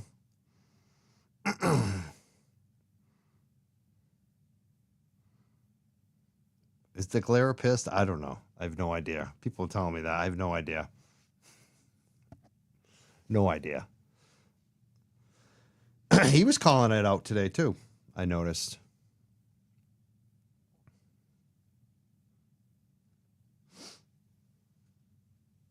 What happened? We're waiting for Miss Deb to come back. We'll see.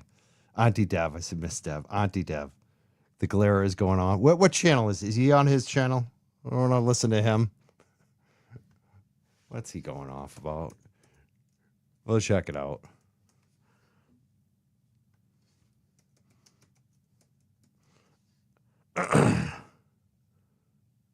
Oh, he's going in proper.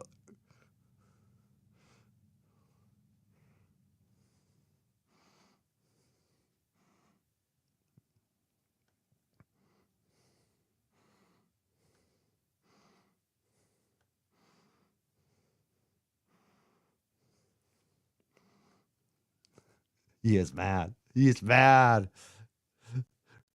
He's mad. Why is he so mad? Why is he so mad? I don't know. I can't figure it out. I have no idea.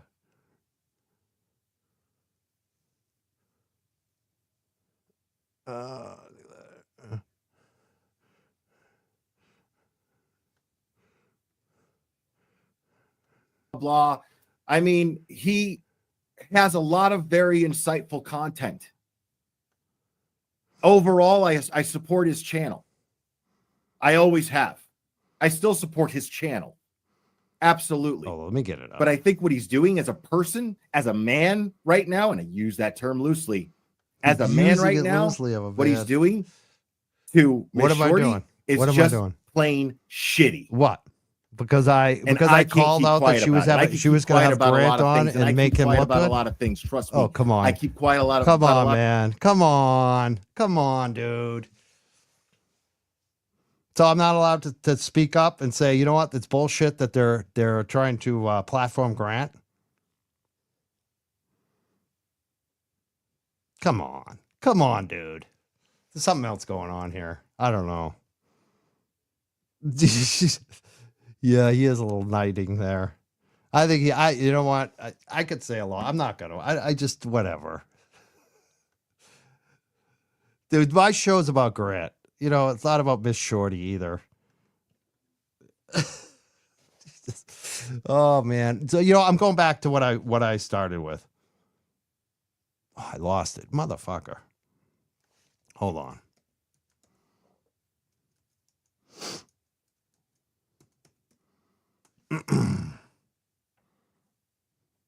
Now I'm watching myself. Oh man, you know what? I got it. Hold on 1 second.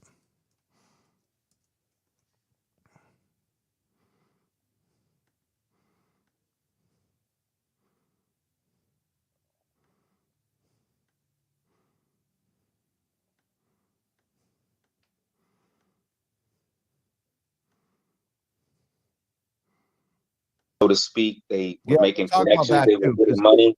Yeah, I want the listeners to understand like why this is really troubling. Like this is the New England Cannabis Convention. This is the largest cannabis convention on the East Coast at the Heinz Convention Center. At this convention center, they also have teenagers having a convention. So you got young people with families at this event too. So with cannabis, and we're trying to overcome the stigma. And this group, Big Hope Project, who has done an expungement and apparently some good work, and they're getting money from big dispensaries to do this work. They win a big award at this event at the award show the night before. And then the next day they're attacking you. There's a fist fight with them. And on the way out, their representative made some claims. Did you see the representative that spoke to the police for them? I never saw him physically there, but I saw him all over the report, which is, to me, is just, like I said, it's irresponsible. It more, to me, falls on the Boston police. Why did they make Grant the star of the report when you had an attorney who gave them their card? She gave.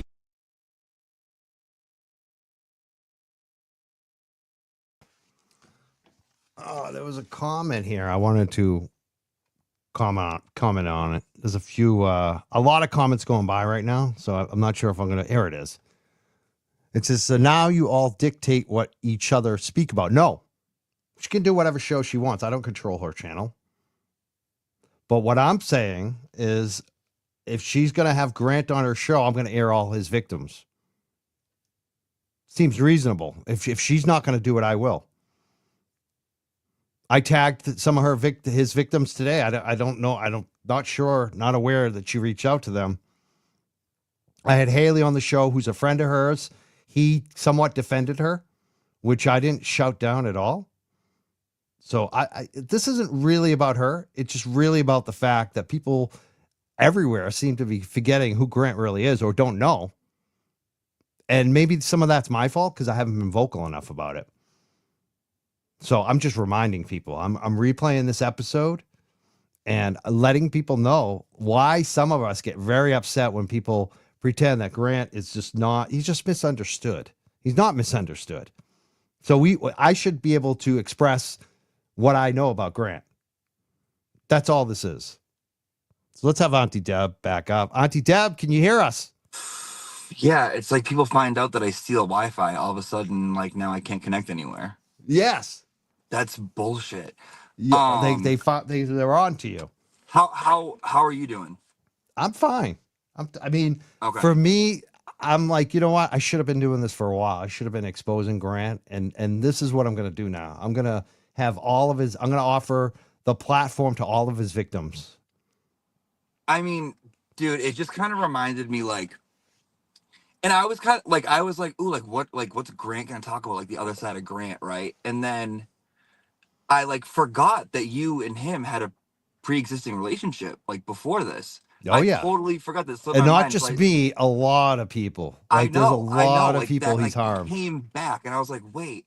And then I listened to what you had to say, and I was like, dude, Cat Williams put it perfectly.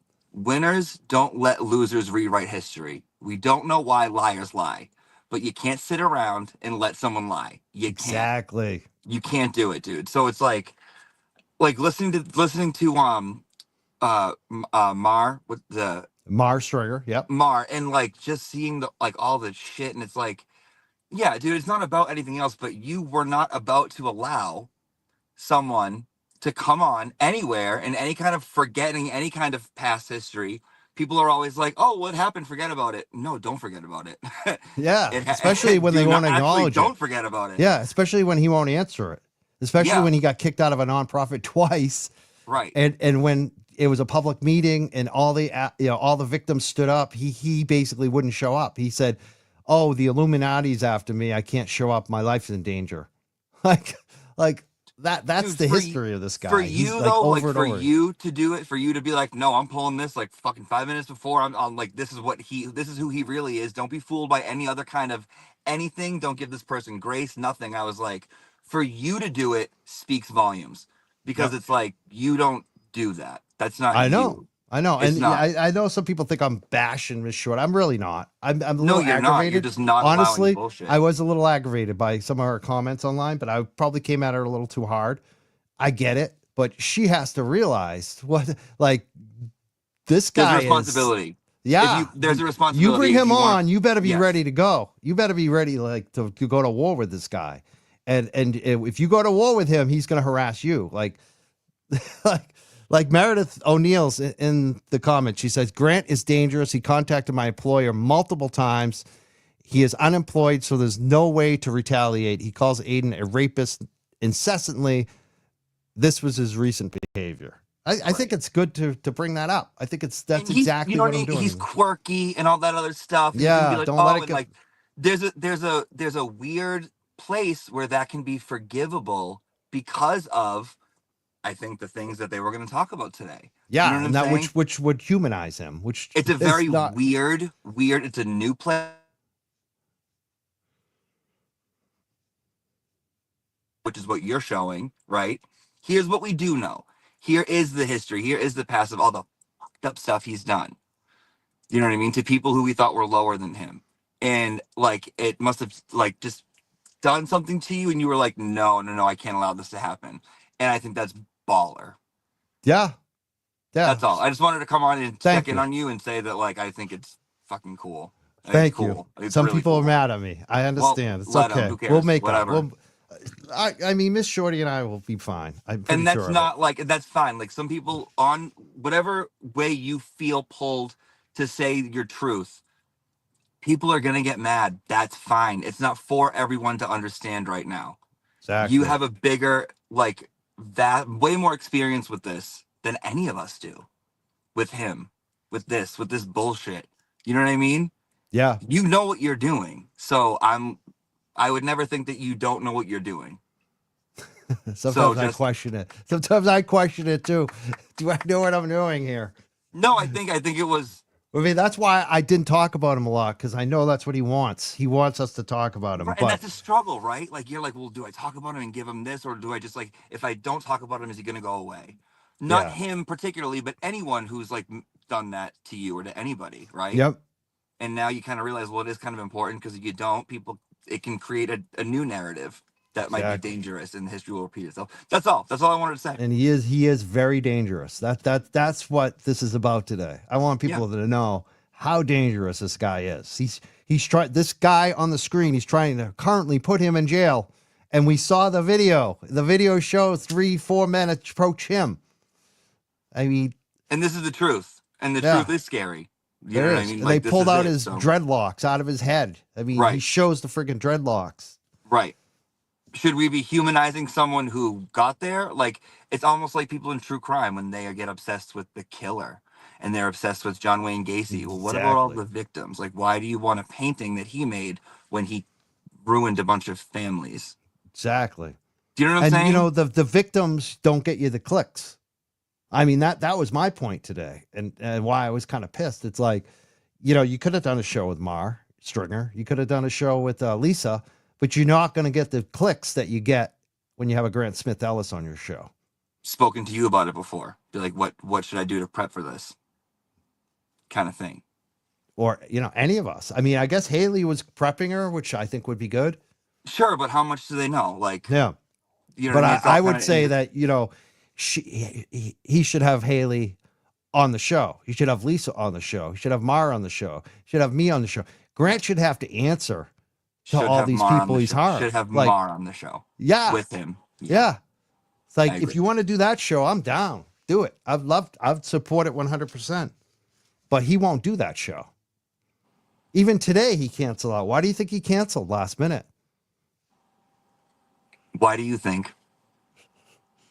I think I know why. I think because we brought the heat on him. I think that people were putting pressure on Lisa and Miss Shorty, and I think Miss Shorty was going to ask him some hard questions. Probably. And I was excited for him to be on there. I even was like, because, you know, she is very like kind to talk to. She's very easy to talk to when like you're on her stream, and she will humanize you.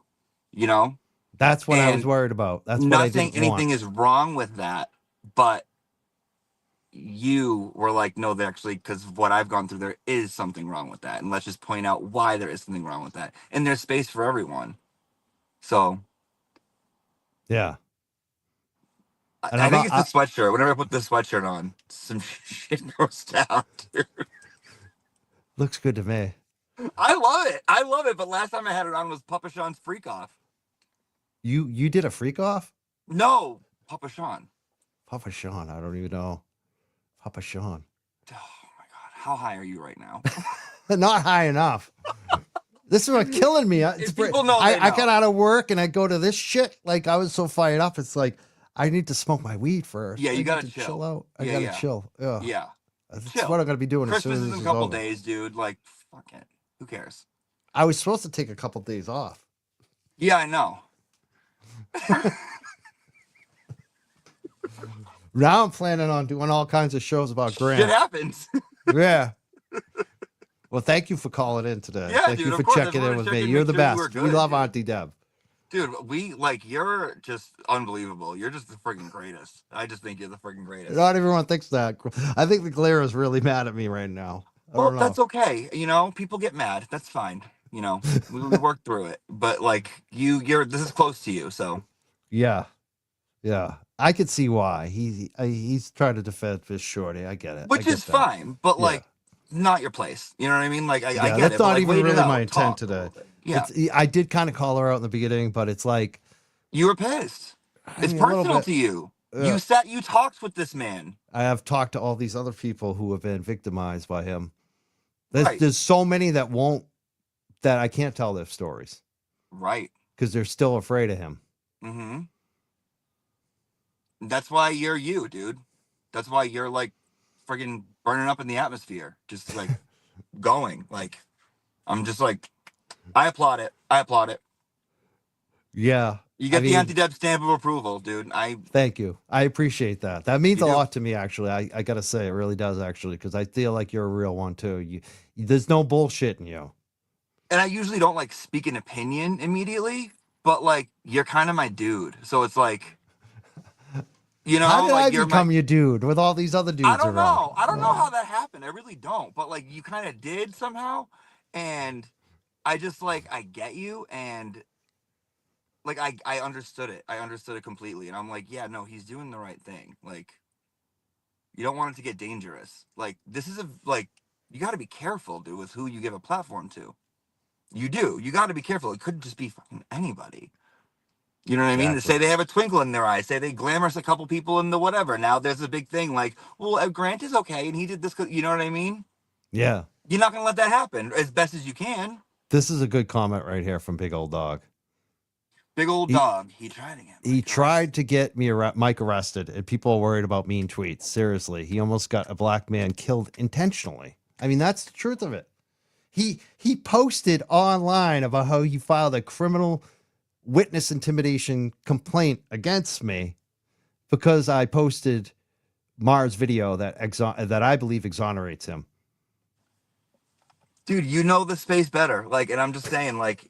But even I got like caught up in it today with Tom and Grant having breakfast, and that was a great point you made about they are with each other. I'm not mad at Tom. I haven't even. No, I saw like a second of it. I didn't watch it all. I have no idea. But Tom's a good guy. With like anyone, just yeah, to, like, and Tom's got a face. Yeah, Tom he's sees him every day. It's like a different thing. But I just felt like airing a show with him, where it doesn't seem like you're there to call him out. Even the tweets about it were like very light, like, oh, we're gonna have fun with Grant. It's like, really? And even I was like, ooh, Grant, like, what's he gonna be like? Is this like rapper brother gonna be there? Like, blah blah blah. Like, getting into the whole, like, you forget that like these like shit has happened with these people. Yeah, and people don't like someone for a reason. And I'm not saying that people should unsubscribe or shit on Miss Shorty at all. I'm not. Yeah. Subscribe to Auntie Deb, obviously, if you haven't. But please don't. Please do. On Twitter and YouTube. It's atrocious. My Twitter I felt like I had to tell my truth on this. Like, dude, I fully support it. I think you did the right thing. Thank you. As best you could, dude. You're a good Hopefully man. You don't have to walk that back tomorrow. I would never. That you know who doesn't think you did the wrong thing? Who? Is Mar. Yeah. He does not think. Well, he wrong. probably thinks I didn't go strong enough, long enough for him. Actually, which and is that truthful. might be something to think about. But I guarantee you, in like the split, like last decision moment of what you did today, he thinks you did the right thing. That's all that matters. Yep. I'm reaching out to. I want to get his wife on. I think his wife is very. I've had Mara on. I want to get his wife on because his wife, she speaks so well, and this has affected her family. So I think she needs to be heard from a black woman who's been, through the ringer over Grant Smith Ellis, what he's done to her family. So that hopefully will bring that to the show pretty quickly. I think you're on the right side of history, and I support it. Thank you so much. Of course. Thank you, Auntie Deb. You're, all right, you're play the best. Have a great Christmas. Do you do Christmas? Your Hanukkah? What is it? I do Christmas, Mike. I do Christmas. Merry and happy Christmas to you. If I did Hanukkah, everyone would know it. I would be like, don't tell me I do Christmas, I do Hanukkah. I would take that as like a pride thing. We do them both over here. You do? Everything. Yeah, we got mixed families. What are you, half and half? I'm not, but my girlfriend, doesn't let you play video games. No, she'll let me celebrate play. every holiday. No, it's not about her. She's got enough to be mad at me at. If I added video games, I would never hear the end of it. That's. I'm just messing with you, dude. She would let me play video games just so she could yell at me about them. How I wasn't cleaning the house. She would enjoy that. No, I'm just messing with you. Please don't take it personally. All right, show the rest of this and thank you. Have a good holiday. You too. Thank you, Auntie Deb. Guys. Bye now. Oh, we're having fun. I'm not even people talking about the glare. I'm not even gonna watch it. I like him. Sometimes we cross paths. I don't know, but whatever. I'm not worried about it.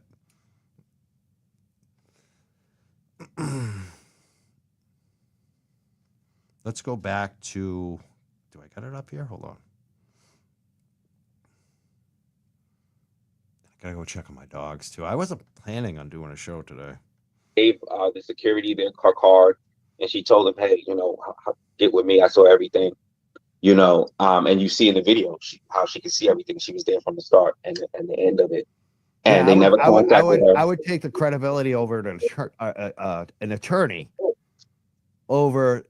I guess they just looked at the skin color. They saw Grant was a white guy, but if you really know Grant, he has no credibility. So okay, so the Boston police ran on the credibility of a white guy who you didn't even see at the end, and I didn't see him in the video. The video that we just played, I didn't see it. I saw him on the sidewalk afterwards with them, which you When did you get? This is my opinion too. He said, what Miss Shorty has done, I don't even know what that's about, but it says, why is it okay for Tom to speak to Grant, but not Miss Shorty? I said, because Tom has to see Grant. When he's out in the street, he's going to run into Grant. And like I said, Grant is a dangerous person. So making nice with Grant, a dangerous person that you have to see, is probably a smart thing for Tom to do. So I don't think anyone should be mad at Tom if he's talking to Grant outside court. Miss Shorty, I mean, that's on you. For me, I didn't like the tone of it today. I didn't like her responses. I didn't like what she was posting, but that's my opinion. You can disagree with it. I'm not saying Miss Shorty's a bad person, but I did probably question why she was doing it a little too much online. Maybe I regret that. Maybe I was a little too hard on her, even in my open today. But I think there is a difference. There's no reason to try to humanize this guy, especially knowing the fact that there's victims out there that you haven't platformed. So if you're going to consider having Grant on your show, it'd be good to have the victims on first, foremost. Or even have them on with Grant, if that's what you want to do. But I just didn't like the humanizing aspect of it. And I called it out. I don't think that makes her a bad person. I'm not saying people unfollow her. I'm not saying any of that. Saying I didn't like it. And this is why I don't like it. Because it's humanizing someone who has victimized a lot of people, who spreads lies constantly. Who, like has been said tonight, Haley said it on the show, he tried to have Aiden killed in prison. He tried to have Grant Mar killed by the police.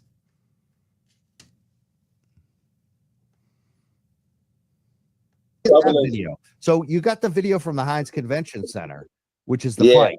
But then there's the video of Grant and Harry. So Grant's the witness that told the police all kinds of stuff that doesn't seem true. Where did you get that video? Yeah, they wouldn't give me the rest of the video. Heinz Convention Center only gave me part of the video. They didn't want to give me the rest of the video. I wanted to know where Harry and them were at prior to when. So I mean, I wanted to see me coming in through the metal detectors and leaving. What happened when I left? Because Harry and them followed me all the way out, continued to accost me, and then 2 other cannabis owners walked up and they jumped on them and accosted them with the same fervor that you saw in the video with me. So it just continued on to them. But I was all the way in my car by then. Yeah, I think we're going to talk about that with them in a second. We have them calling in, actually. Yeah. Hopefully we're going to be able to get them on the phone. Yeah, Cia and Leah Samora. Yeah, they're actually on hold here. So we're going to bring them up in a second. Before we get to them. So this incident happens.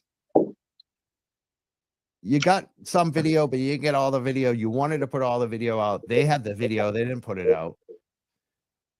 One of the people that seemed to, be in on the 3-on-1 attack of you filed a restraining order against you. Is that correct?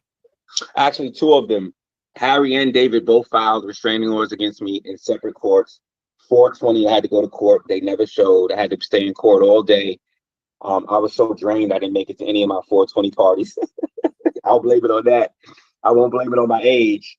But I ended up taking a nap and just didn't wake up until I was so done after 4 o'clock. I was waiting. I was on call for them. And so the order expired at 4 o'clock. But the most troubling thing about these orders, which I didn't know about, is 1, it's on your record. 2, it could be on your record in the way that it's on my record, in a way where I never even got to present information. They didn't allow me to present information because Harry and David never showed up to court, which were the victims. They got some type of thing that they abused the system. What they got was for battered women and for spousal abuse, where you get this expedited order of protection, ex parte. There's supposed to be some type of real, violence and stuff, imminent threat behind the ex parte. So yeah, they got that. They abused the system. They didn't have to show because they were able to do that. And the police report is fucking egregious, dude. The police report is garbage. I rest most of this on the police report. Grant is like a village idiot to me. He's always been like that. And ever since he started lying about my wife and I years ago. For the police to give him that much praise and seniority in the report is disgusting when you have a video that you could have just wrote down what happened in the video. It's disgusting. It's poor police work. It's piss poor police work. And the police were right there while they were threatening my life. And you see in the video, there were 2 police officers there and 3 security guards there. So to me, it was like, were you guys hanging out with the police before you came and attacked me? Were you guys hanging out with Grant? Why don't they want to give me the video of where they were prior to, where Harry and David were prior to? And I think that's damning. And if they were hanging out with police, Boston police, prior to attacking me, that would be an issue. That would be a big issue. Let me ask you this: what Big Hope Project? The guys who 3-on, it looks like a 3-on-1 to me. It might have been 2 to 3-on-1. It looked like to me. Yeah, there was another guy that I saw in the video who was creeping around and trying to do something. Yeah. And the same way David came up. He was trying to hide in the background. And, these guys are sneak artists, and this is the same way they tried to do Cia and his wife. My wife was on her way up there, and they actually put their hands on a lawyer. Harry put his hands on a lawyer. At one point, when David grabs me, David is considerably bigger than me. David's probably like 280 pounds, but at one point when he grabs me, Harry thinks he has me. So he has me, he's going to throw me over the railing. And Cheryl tries to step in, and he does like this. First he grabs and then he does like this to her arm and back, pushes her off in such an alarming fashion that she backs out. You can see where she starts. She was right next to us. And then she goes in the corner. She said she just was looking for security at that point. She didn't know these individuals and she didn't know if they would get more physical with her. It's traumatizing as a woman to experience. Yeah. And this is horrific for this black man to put his hands on a black woman like that. And these are bad actors in this space. Cheryl is a well-documented attorney, and for the police, the Boston police, to never enter her statement in there, it's bigger than Grant, and all of these individuals around him who have been propping him up. And well, let's ask about that. What do you think? Like Apothca, Garden Remedies have deals with Big Hope Project. Well, have you been talking to them? What do you suggest to them?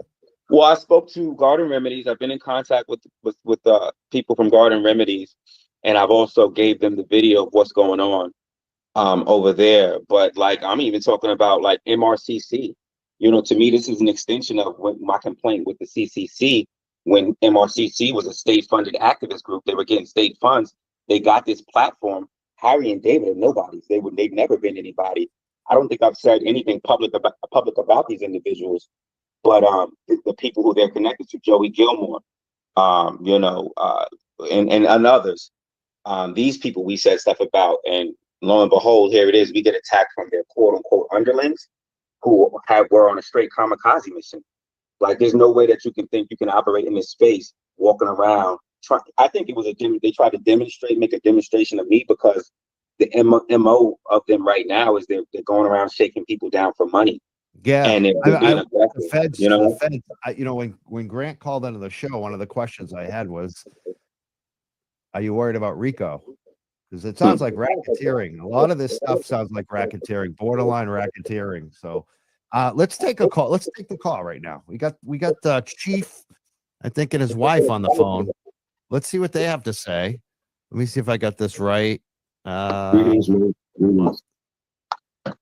you hear us, Chief? Hey, greetings, Jimmy. Greetings to you. Tell us how you got a shop open in Cambridge, Massachusetts, and you just got on a poll. You just got some press too on Boston.com. I saw. Yeah. Thanks, man. Thanks. Yeah.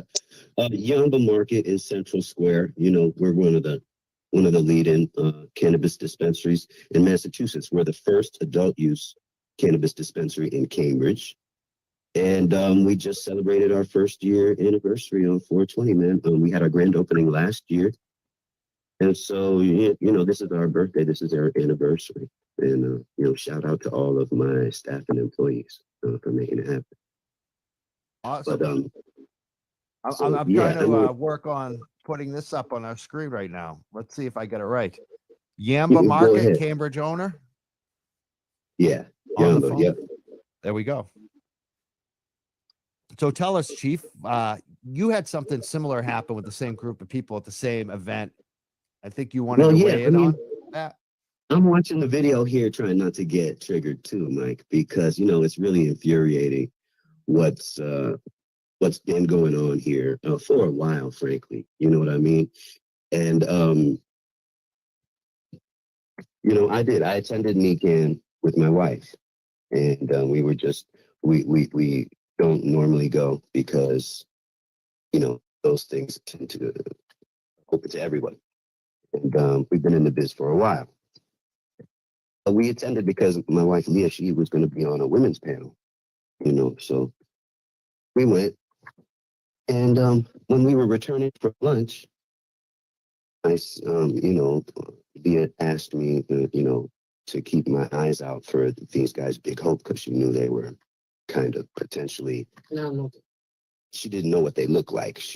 So she knew they could potentially be starting some trouble there.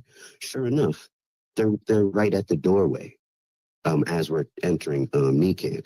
And as we continue to walk through the doorway, Harry comes towards me and starts asking me some weird thing about somebody getting stabbed. I didn't know what he was talking about, but I seen how he was.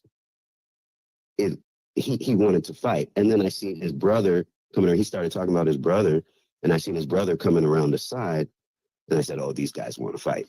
So my wife could tell too what was going on. And frankly, if she wasn't there, then, they probably would have jumped me, because Leah got pretty activated. She saw what they were doing and made sure that, if they were going to swing on me, that she was going to be part of that. It would have been a big old thing in front of Heinz Convention Center. So this is what we deal with, Mike. as Black cannabis owners here in Massachusetts. You're not going to hear it on a lot of these other news and media organizations, but this is the reality. It's the sad reality. We have some self-hating Black folks, you know, and they project and do all this stuff, and then they end up targeting people like Moore, family men, professionals, people like me, people like my wife. And you know, it's pretty infuriating. And then to see how people will continue to work with these people, you know, clearly paying them, they know what they're doing. And to see certain media not speak about it after they've been promoting these folks for a very long time. It really, it's a shame. And you know, it just really exposes a lot of the fakery in this so-called cannabis social equity environment, man. And I'm an insider, okay? So I see a lot of the ugly stuff. But this is clearly boiled over into something that's clearly not good for the cannabis equity environment, not good for local business owners, not good for the cannabis industry. And, you know, you can't get the people that even really work with these people and pay these people to be accountable. So, you know, Mike, I've been in this business for like a long time. I started as an activist. I'm an Iraq War veteran, a medical cannabis patient and caregiver. Fought my way into the licensed biz. I'm out here fighting with sharks, real MSOs. And then we have to deal with trying to evade getting jumped by the local crazy dudes. Right. At the biggest weed convention in our state. And you're not the only sorry one. if I'm a little You're not hyped, the only one. You know, it's maddening. Yeah, I feel it too. Like there's a reason I don't go. People don't see. I don't go out. Remember me? I used to go to every event back in the day. I'd never go out. I went to that one event this year for KOP, my friend, who, you know, to honor him. But there's a reason I don't go out, and it's because of the crazies. And there is a price for speaking truth. There absolutely is a price for speaking truth. I didn't want to cover this, but I think it's serious. I think you really sum it up really well, Chief. I want to congratulate you because you know what? You're one of the few. Like there's not many people I know we get it. who made it. Like, and who were an activist, who were there. Like I knew you back in the day. Like, you know, there's not a lot of you. There's not at all. And you haven't changed. I find out some other people have changed. That's which is strange to me, but you haven't changed one bit. Yeah, I didn't get into this biz for fame or fortune, man. I'm really, actually, believe it or not, I'm still trying to serve my communities. You know, it's what gives me pleasure, if you could believe that. It's just we have to deal with a lot of really unfortunate stuff that, frankly, a lot of other owners and pioneer, you know, people get into the biz don't have to deal with. You know, so thanks for the platform and for even talking about this, because it's clear that, you know, Grant Smith, Big Hope have a lot of people fooled and whatever, and that's fine. They can swindle whoever they want to swindle, but stay away from us and stay away from our industry and stop making it so miserable. Stop hurting equity opportunities for local people. How about that? See, that's that's my issue. I don't care for, you know, you can get the cream. Somebody's got to get it. So what? You know what I mean? Like, I don't care about the money. I care about the fact that there's a group of people out there lying about people. There's a group of people that will get violent with people. Like that to me is like extortion. It's like you either play with us or we're going to try to destroy you. And I just don't play like that. Like even me, I cannot like you. I'm never going to make shit up about you. Like I will never lie about you. MPAA, you know, even some of them I've had conversations with recently. And I said, you know, you have to admit, you know, maybe I went too hard on you and too far with, you know, the beef that we had on medical patients, but I never lied about you. Lying is wrong. And I see that lying is okay now in this community, and it's fucking disgusting. And you're a scumbag if you allow people to lie on good people and you still applaud them, whether you're in the media, and especially when you give them a platform and then you won't talk about it later. Because I see this a lot. Do you have any comment for the community and like some of these reporters that have given them a platform? Cover the girl's story. And that's why I want to thank you, Mike. But I want you to think about this. They put, with their lies, they put a permanent record on this gentleman, on Moore, a friend and a professional that's furthering opportunities here in Massachusetts. You know what I mean? And he's a family guy. It's totally unreasonable, totally unacceptable. And, the market, we don't do business with folks that are harming the environment like that. You should tell them if they're working with Big Hope, products are cool. Yeah, we don't work with anyone that supports Big Hope and stuff like that. I hear your wife. Is Leah there? Yeah, she is. Hi. Hi, Leah. I want to hear from you too. What do you think? Do you really? I don't know. All right, here I am. I mean, for me, I think it's unfortunate that, they've been attacking me for a while. They show up to my community meetings. I have a lawsuit that they're a part of. There's a lot of it. Like I said, I didn't know what they look like. My husband had to point them out to me. So they've been attacking me for a while, and I have no clue like what they look like. And then we get verbally attacked and have this whole shouting match. And like Chief said, if I wasn't there, they would have jumped him. And the only reason why they didn't, because they knew I was going to fight too. And they wasn't ready for that. They didn't want to fight me, But to attack people at this event and they reward their bad behavior and no one does anything about it, no one covers it. It's just like those are black people fighting black people, No, it's not. That's just not cool. That's not what's happening here. These are fucking bad actors. They don't belong in the industry and people need to stop supporting them. Like, end of story. At Yamba and Yamba Boutique, if you work with Big Hope, you do not sell your products in our stores, period. We will pull your shit the moment that we find out. End of story. Stop working with them people. They're fucking clowns. Yeah. And imagine, like, this is our local convention. They go and they stalk people like that. This is multiple groups. And you know what? Yeah, the Heinz Convention Center doesn't want to really put forward video footage of this. NECAN really would probably rather people not talk about what really happened there, at NECAN.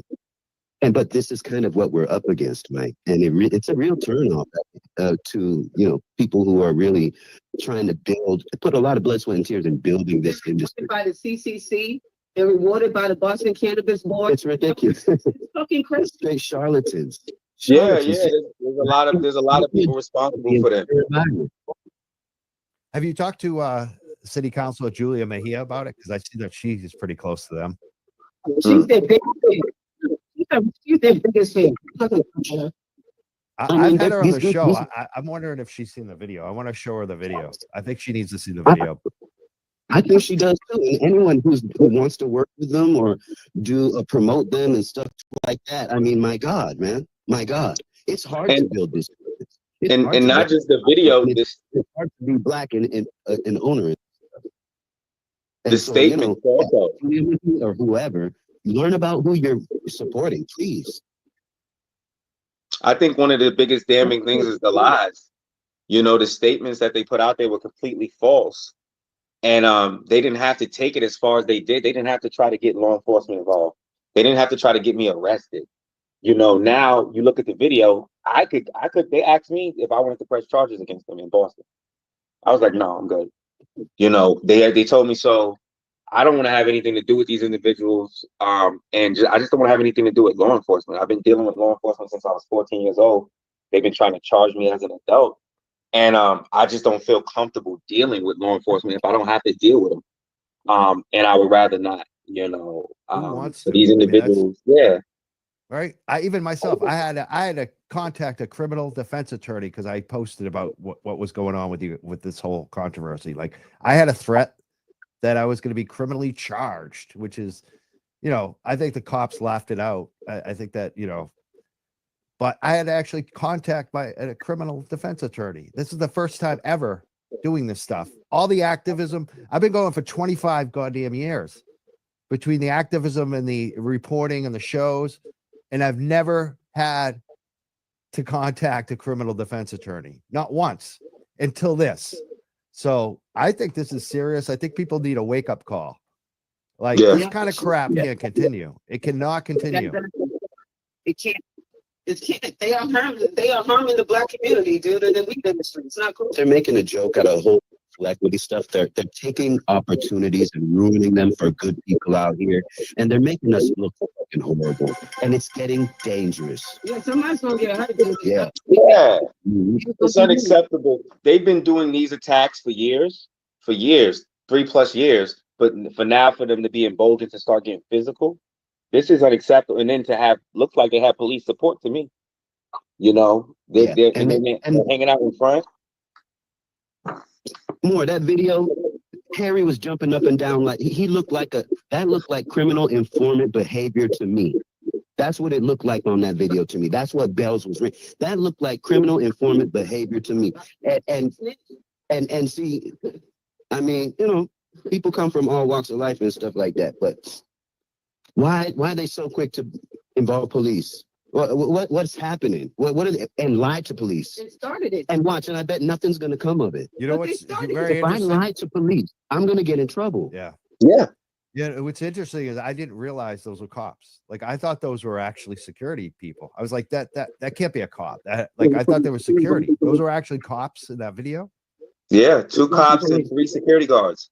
The rest. So the video in its entirety, when we get it eventually, you'll see the 2 cops and 3 security guards. But in that video, you see 2 cops. You'll see one of the other cops come in the frame. But it was 2 cops there and 3 security guards. And the only security guard that said anything, she wasn't even a part of it until the end of it. And Harry and Grant were like saying, he has a knife, arrest him. He has a knife, arrest him. So if you go back, you'll see them yelling in the security's face and the cop's face. So after they said that was the narrative that people were saying. But I didn't have a knife, so. Yeah, and that's kind of the thing. There's another thing not seen on the video with me and my wife coming into the convention center, and I think Grant may be conflating some of these incidents and coming up with his own narrative to support his buddies, or who knows what it's about. But you know, yeah, a lot of people probably clearly don't want to, you know, see what happened or know what happened here because it's going to make them look bad, like you just pointed out, Mike. Yeah, I think it's really sad when the big media won't touch something like this when they're promoting some of the other crazy stuff. That Yeah, it's sad. do you have any final thoughts tonight that you wanted to kind of leave? I don't. I just want to support my man more. I want to thank you for even speaking about these type of issues. You know, we are pioneers. We're used to a certain amount of stress, but this stuff is just going way too far. So I appreciate the time and the platform there. You know, and you know, like I said, shout out to my employees over there at Yamba Market. They're killing it. I got the best staff in the business. And what's the address again and website? Yamba Market in Central Square, Cambridge, right? Yep, yambamarket.com is the website. We're at 580 Mass Ave, smack dab in the middle of Central Square, Yamba Market. Yep. We're the late night leader, Mike. We're open till 11 p.m. in Central Square. Awesome. Come check us out. That's and recently ranked number 10. Top 10. Yeah, we in the top 10. We're in the top 10 for the state on Boston.com. That was fun. Thank you so much. PTL, man. I'm gonna hang up, man. Thanks for this. Thank you. Thank you for doing it. Yeah, thank you. We're the Young Jerks, and we're speaking about some crazy shit that went down at the New England Cannabis Convention and afterwards. And I feel bad for NECAN too, New England Cannabis Convention, because this isn't their fault. I think they've tried to handle it the best they can. I know, you know, Mar and some of you folks maybe want them to be a little more vocal about what happened, but I think they did the best that they could on this. 978-560-3155 is our phone number. Yeah. If anyone wants to call in tonight, definitely do call in. What were you saying, Mar? Yeah, no, I don't blame NECAN at all. Like these individuals, like actually there's a lot of surrounding actors that you don't see that are responsible for these individuals. Like I was mentioning, Joey Gilmore of MRCC, previously of MRCC, you know, and these individuals, like, but what else were they going to do? They attacked us so violently. Like even Saskia, she came out and called my wife, she called her a corporate whore. And that was the environment at the time. So what do you do after that? There's nothing to do after that butt fight, you know? So they come at you so vicious, hurling insults And then it's like, so they couldn't do anything else, but when they saw me, try to attack me. And it was like, what now, pussy? We said these things about you now. What's up now? And that's just horrific. To me, it's people with nothing to lose. They don't have any children. When I was looking at him writing the affidavit in his own handwriting, all sloppy, misspelled words, that's a man with nobody around him who cares about him. I'm talking about David and Harry, and these individuals, like, I have my family to think about. I have my wife. I've been through these situations with law enforcement. I don't want to have nothing to do with police, dude. And I'm mortified that I had to be like that in that type of business environment where this is not the type of character I wanted to display. I've been doing mixed martial arts and fighting sports since I was 12. So I love to spar. I love to train. I love to stay in shape. I love to be in a controlled environment, sparring and fighting, not on the streets. I hadn't had a street fight in 10, 15 plus years, so. Tell us about Shock Day Green Lit. You got this drink, this energy cannabis drink? Oh, yes. The first full spectrum cannabis energy shot on the East Coast. 4 to 7 hours of energy. This is my baby, man. This is my first at creating a product. I had my brother with me, my wrestling brother, 20 plus years, designing supplements and stuff. And so this is the type of products I want to bring to the industry: cannabis style, health and wellness style, supplement style products. For Shakti specifically is about just health and wellness, man, and just my feminine journey, returning to the feminine energy, being hyper masculine, being involved in violence, coming from a violent situations. And I love Shakti. I love the name. We have the Sri Yantra in there, which has been a very healing thing with me over the years. If you look at my Facebook, I have like campaigns where I've done like an hour of meditation for 90 days straight. And I did like an hour of yoga for 90 days straight, or an hour working out. So all of these things were part of my morning journey, and Shakti and Hinduism, meditation. All of this is a part of what I want to bring to people. So I love to be able to do that through a brand and a product. Can you give a close up to that bottle again? Put it like right up so people can even see it. A little closer. Keep going. Turn it that way. Yep. There you go. That's what it looks like. That's perfect. Shakti, the green little jar. And how much do those go for? And what kind of dispensaries do you have them in? What dispensaries so are? anywhere from $4 to $7 a shot. 4 to 7 hours. It almost acts like an antidepressant because of the vitamin B3, B6, and B12 in there, which a lot of us are deficient in, and we need that every day. So I just love being able to do that. Plant-based amino acids, which prolong the effect of the caffeine, which enable me to put less caffeine than a 5-hour energy shot, which has like 200 milligrams north caffeine, and we have about 100 milligrams of caffeine in here. So we're able to get a long-lasting effect, just as long and longer than a 5-hour energy shot, and less caffeine. And those are dispensaries, legal dispensaries in Massachusetts, adult use? Yes. We're in about 60 plus stores, Awesome. Congratulations on that, Mar. Thank you. Stringer. And do you have any kind of final thoughts? Like, I guess my big question is, what are you going to do now? Like, you got the video out, which really, I feel like, I mean, it seems like everywhere. I mean, it seems like the other side, as soon as that video came out, they don't want to talk about it anymore, where they were talking a lot for the last couple of weeks. It seems like everyone is like on your side after they saw that video. Like, everyone seems like, I haven't seen one person say, you know what, Stringer was the one that did it. I don't see anyone saying that now. I see the opposite. You had the restraining order thrown out yesterday. Like, what's next? Are you gonna do anything about this? Like, are you gonna take action, sue them? I didn't even. If it hadn't been for what Grant was doing, slandering me online, I probably wouldn't even got the video. I wouldn't have requested the video. I didn't want the video. I just wanted to put it behind me. And they were telling an alternative narrative.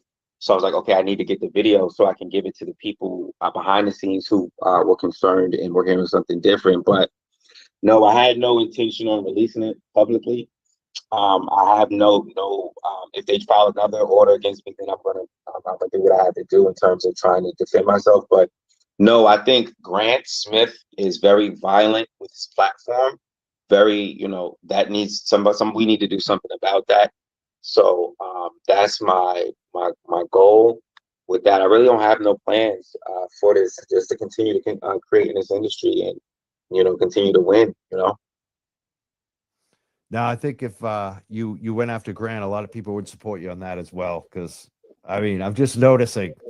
It seems like every day he sent another criminal complaint to the attorney general. The attorney general must be laughing at this point. He's in the last 2 weeks, he sent criminal complaints on myself, you, Mass Can Normal, the organization that just kicked him out in a public meeting, and they aired out all the allegations against him, which were really horrific. He's also now going after the MPAA and Frank Shaw's attorney. He's filed a criminal complaint against them with the attorney general. Now, anyone can file a criminal complaint, apparently, but will they do anything? I very much doubt it. I mean, this guy, it seems like he's off his rocker. Oh, I think I just lost Bar. No. Yeah. Yeah, you're here. Yeah. So, I mean, it's crazy for me to listen back to this.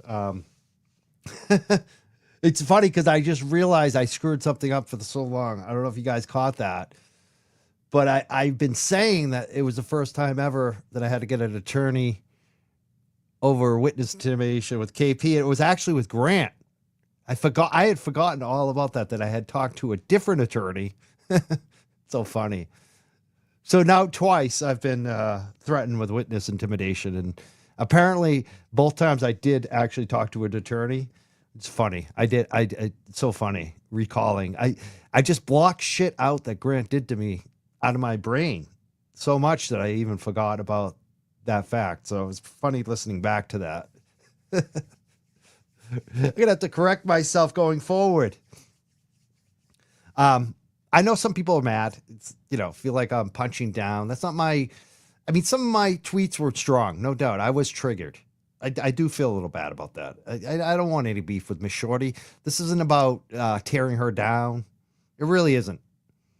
I'm just frustrated. It's like, people, this guy is not a good person. This is not someone that you have tea and cookies with.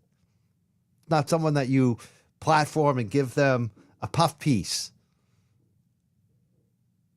And it wasn't advertised that way. It was advertised in a way that was like, oh, we're going to have nice with Grant today. I didn't like it. I expressed my opinion. I went live when they were going live, because I know Grant was going to talk a bunch of shit about me. So what better way than put it out when he's live? That's all this was today.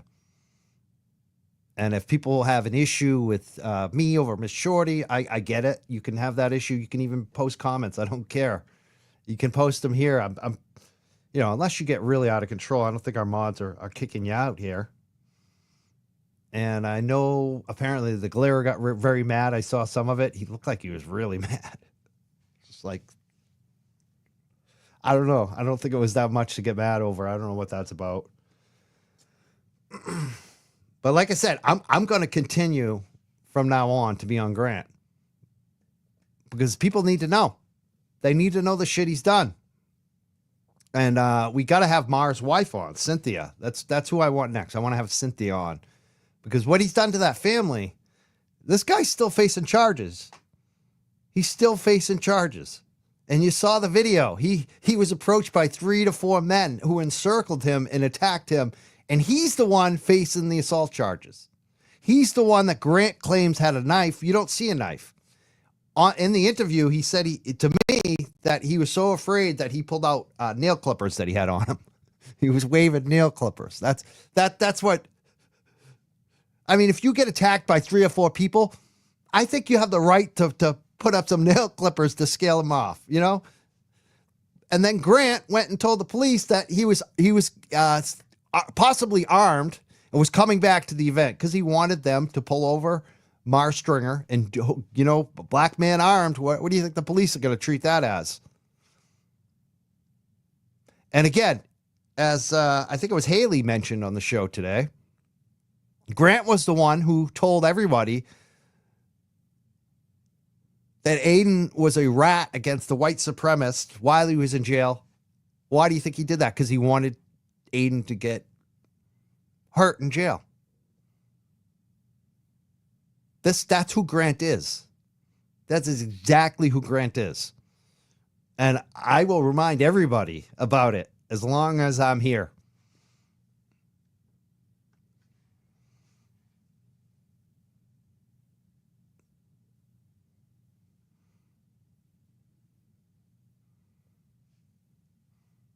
Yeah.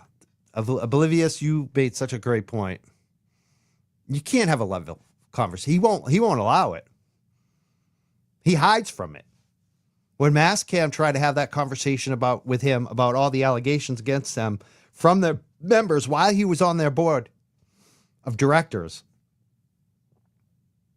he claimed that he was that Russian oligarchs were chasing him and that it was unsafe for him to do a Zoom meeting.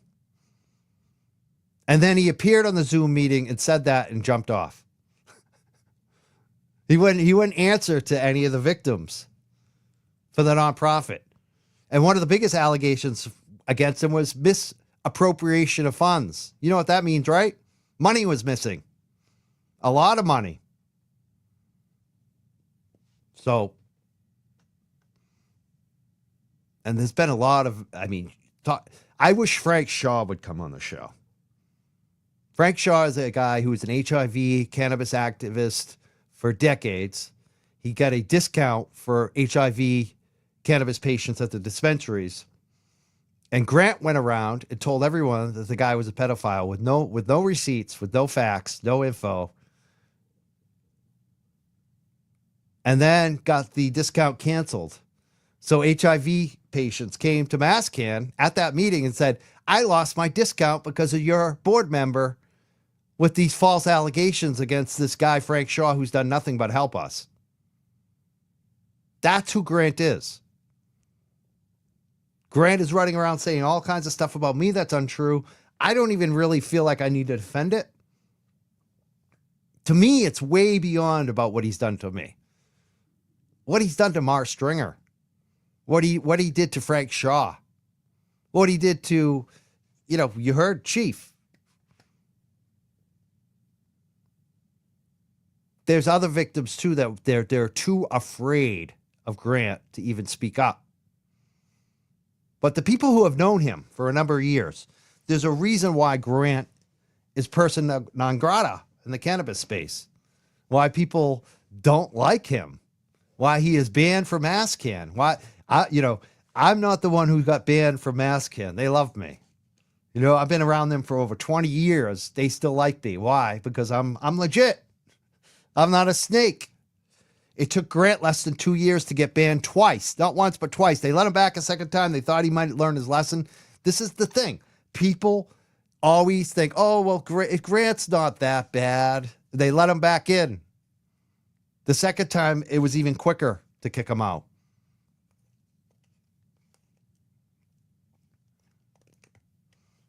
Someone's saying, I'm missing. What does this have to do with Miss Shorty?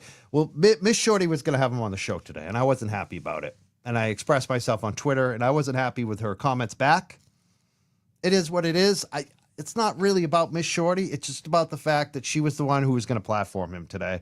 And I felt like it was time for people to remember and remind them, and some people to learn for the first time, a lot of the bad stuff that Grant's done.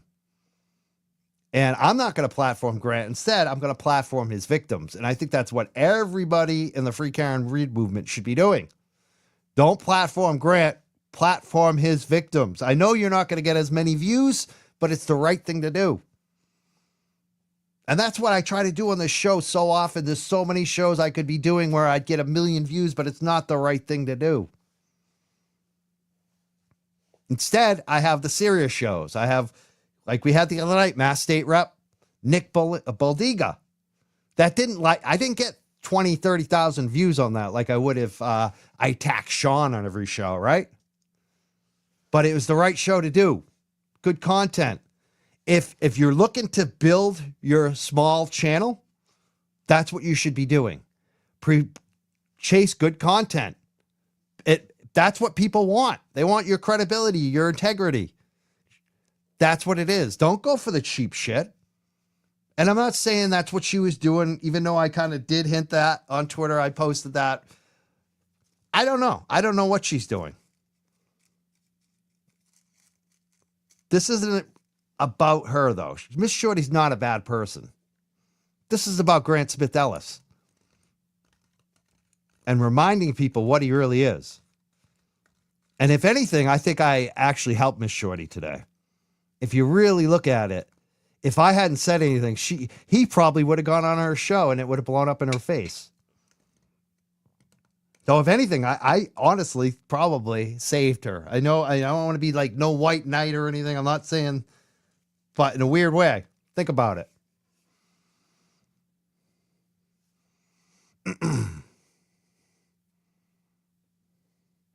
Someone says, she's been working on that for months and you took that away from him. That's awful. Really? Well, what was she working on, though? That's what I want to know. What was it to make Grant look good? To create some... Someone said, I wish I would have wanted to see her turn Grant to Free Karen Reed. I don't want to see that. I don't. Because he's a menace to anyone he's around. I don't know how more to say it. You know, it's like he's really bad news. The best thing for Lindsay, you know, if Lindsay Catani, I almost feel bad for her because she's attached to him. I mean, think about that.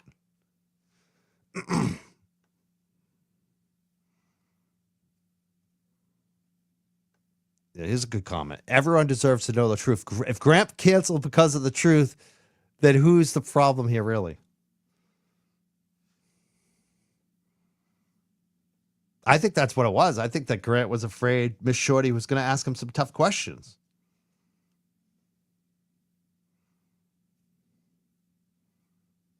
You know? I think that he was afraid that she was going to get some from him. So if anything, she should be proud of that, I think, that he got scared. You know?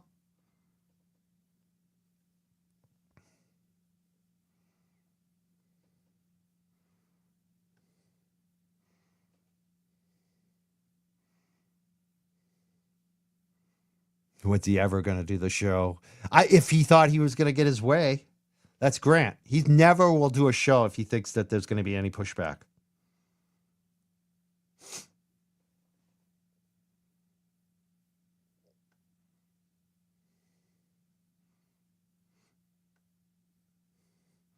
Jennifer says I'm wrong. I'd like to know what I'm wrong about. Explain that to me. For speaking up? For reminding people that Grant is not someone that you should want a platform? So you think I should silence myself? Interesting. That's not happening. And if I did something wrong, I would apologize. I don't think I did. Like I said, if I did anything, maybe I was a little too rough on the social media, and that's why I went live too.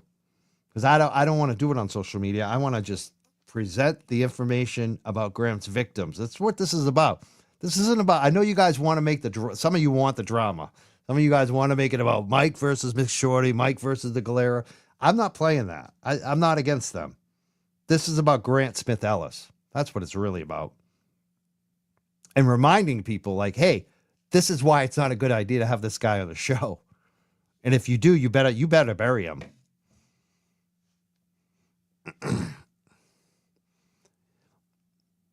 I like this one. It's her channel and you took it too personal. I want to ask Jennifer Lopez. If I tried to put you in jail for shit that you didn't do, would you take it personal?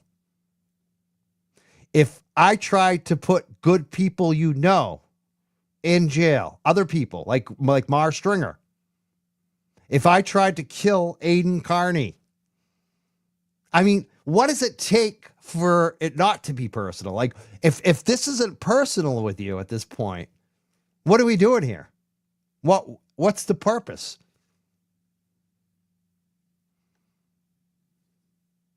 Answer that one, Jennifer.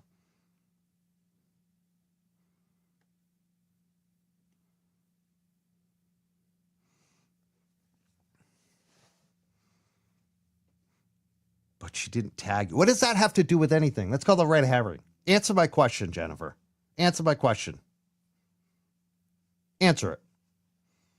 Would you take it personal if I tried to throw you in jail for something you didn't do? Would you take it personally if someone you knew in your real life? That's the thing, too, that really kind of pissed me off, actually, the more I think about it. Here we are, the locals, dealing with this shit, knowing these people, knowing all these victims locally. It affects our real life. This is our real life. This guy has like poisoned so much in Massachusetts. This is about Grant, and this is about the victims speaking out and saying, you know what? You're not going to platform him and glamorize him and, you know, play like it's all good and not hear from the victims. The victims are going to be heard, and they're going to be heard on this channel. And that's what I'm going to continue to do. I'm going to actually bring on the victims of Grant on this channel.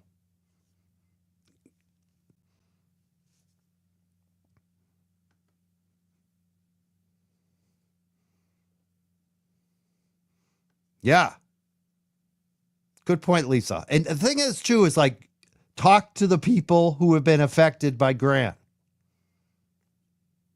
We didn't just come to this conclusion like in one day. We've known this guy for a long time. We've seen what he's done over and over and over again to different people. And there's a reason why he hates me so much is because I got all the receipts and I've exposed him. And then I sat back and I said nothing for a long time because twice now with the cannabis scene, I exposed him. He attacked me. He tried to make it about, oh, Mike doesn't like me. Then I shut up for like a year, and then everyone figured it out. Everybody in the cannabis community figured out. They all came to me, and they said, oh, my God, this is what he did to me, because I was the first one who called them out. And then Karen Reed. I threw some shit out there. I exposed him a little bit, but then I sat back, and I just let him do it to himself. Which he did. But for some reason, some people think he's cute and they think it's okay and they want to be his friend and they want to. You can do that. Miss Shorty's going to have her channel. I'm not trying to block her. I'm not trying to cancel her. She can have Grant on. But I'm going to continue to talk about Grant's victims. And that's what this show today is about. And that's what we'll be, about. We go for the stuff that maybe doesn't draw 50,000 people. If I had Grant on my show, you know what the numbers would be? But I'm not doing that. Not doing it. I'd rather have less numbers and have the victims on the show. So I'm going to play a little more of the video. And we'll go. What do you think? Like, he has some type of something going on with, because the clerk's office and everything, when I went to Boston, they said they knew him and knew them. Well, they knew Harry and them and stuff. So it was really like, it's you have to pretty much prove your case before you get past the clerk's office. And I'm wondering, how did they do that? And if they even did that, I just don't know how they get into court and be able to put something permanently like this on my record without, substantial enough evidence to even, you need 3 incidents. You need, and their name wasn't even mentioned on the police report. So it's just really confusing how they were able to get me into court and harass me further. I had to drive 2 hours out all the way to Fitchburg. So, and then I hang around the courts for hours, after that from, 9 in the morning till after 2 p.m. So. And then have to drive out to Boston today. And Boston, the same thing today. So you did it again. There's 2 of them. Yep. You got both of them thrown out. Okay. Fun. Well, whatever you decide to do, we'll definitely support you. You just let us know. What are your final thoughts on this tonight? Yeah, man. I don't know. There's so much more that we could talk in so many different directions. But I guess my final thoughts on this, I really don't know. Honestly, to me, that's one of the biggest tellings, like that you are not responsible. You're a child if you're out there lying, and to be lying so publicly but to just not even have the awareness that, okay, there's cameras everywhere, dude. Why would you be lying about this? The short-sightedness of this group and these people to just kind of want to win the day, so to speak. With this whole thing going on, they were on social media, and it was like they just wanted to win the day. They were slandering me, trampling me, trying to get me arrested after approaching me, attacking me. It's just horrific that there's people out there like that, you know, they don't even care about their own self, you know. And I relegated to that picture and that image of the German Shepherd jumping off the cliff after the bird. We all know what's going to happen in the next scene. The German Shepherd is going to fall down the cliff and the birds is going to fly away. And, you know, I'm that bird, and, you know, they're the German Shepherd, and they don't care what they had to do, as long as if they had a chance to try to mess me up, just a little chance to try to tear me down, they were down to do it. Even if they had to assault me in front of police, threaten my life in front of police. He was trying to throw me over the banister right in front of police. He didn't care if he went to jail, you know. And individuals like this don't need to be around people who care about their future, who care about what they're doing. I shouldn't have to be dealing with individuals who don't care, you know, hanging around me. I don't hang around individuals who don't care. I'm not in the street. I'm not hanging around individuals with nothing to lose. I don't do that because individuals with nothing to lose are dangerous, like Grant. Nothing to lose, never had a career, never had a job, you know, just a privileged individual with nothing to lose, no children, no family, nothing to be responsible for. Same thing with Harry and David, dangerous individuals who people invested in. They have nothing to lose. And you invest in these type of individuals and you get what you get. Those are true facts too, man. Not even a girlfriend, or a significant partner, whatever it is. You know what I mean? Like no significant partner. I like, you know, I don't have a huge family and all this, you know, a lot that people. I've chosen to kind of reduce my responsibilities, but I still have them. Like, I don't know. I agree with you. And like, you also have to have a responsibility to yourself too. Like but they don't even. You're right. There's so much to that. There is so much to that. When you have that's why people look, you know, when they say a family man. I mean, there is something about that because it's, you know, you're a family man, Mar. Yeah. So is Chief. Absolutely. I can tell Chief and his wife are like this. You know what I mean? Yeah. There's no. When I make decisions, my children and my wife are first. Right. You know, when I was in that situation making decisions, I was thinking about my children and my wife. You know, here's my wife. I wonder if she wants to get on the air and talk to me about my bullshit now. She's calling in. I don't know. I'm gonna ask her. Actually, I'm gonna put her on the air. Let me see if she wants to be on the air. Hi, listener. Do you want to be on the air on the show right now, or are you calling me for a personal reason? We're live. I have you live on the show right now. Oh no, I'm locked out. I forgot my keys. Oh man, see that's my cue to end the show. See, I'm very responsible, Mom. Oh man, very political. I know, right? I love you. I'll be right there. Okay, thanks. Bye. I don't even think she knew I was live tonight. She's got her own life going on. A lot of stuff going on over here. I want to thank you so much for being here tonight. Again, Shock Day. Say the where can people find your product? Give us your pitch. Shock T Greenlit. We have full saturation from all throughout Massachusetts. You can find us. We're in 70+ stores. Yeah, go check us out, man. If you need to get lit, you need some extra energy, that boost, man. Check us out. We have so many people using us before the gym, using us before big meetings. So yeah, you know, and we have some amazing other products to come. So yeah, check us out, Shakti Greenlit, on all social media. Thank you so much, Mar, for coming tonight and sharing what, you know, all the trauma that you've been through. Because I think it's ridiculous that you have a permanent record now about this and all the libelous statements and just BS that you went through. But I think most people in the community see it for what it is now. And I want to just say, you know what? Good for you for standing strong, like in every way. Thank you, man. Thank you, man. I appreciate you, Mike. And yo, and it's more to come with us. Yes, we had our ups and downs, but you've always been a solid brother, man. And I appreciate you in this space. You're my wrestling brother, so we got that camaraderie going. How was the single leg? That was, you know what? That was a good takedown. Solid, dude. And then, there was several moves there that I was like, wow, look at this. I would not mess with you. Yeah. I'm not afraid of people unless they wrestle. And then I'm like, oh, okay, he's a wrestler. Look out. Like, yeah. Likewise. And you just don't know. I don't mess with anybody, man. Yeah, I don't mess with anyone either. I agree. People It's are like, who dangerous. wants You to never fight? know. I'm too old to fight. 978-560-3155 is our phone number for people.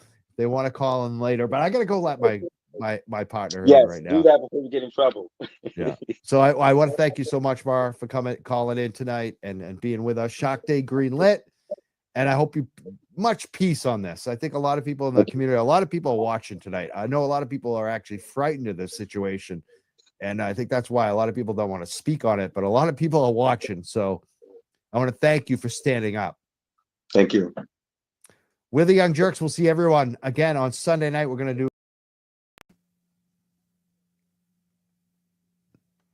All right. I got to cancel it real quick because we'll promote shows next week on the. That was a replay for people that didn't know.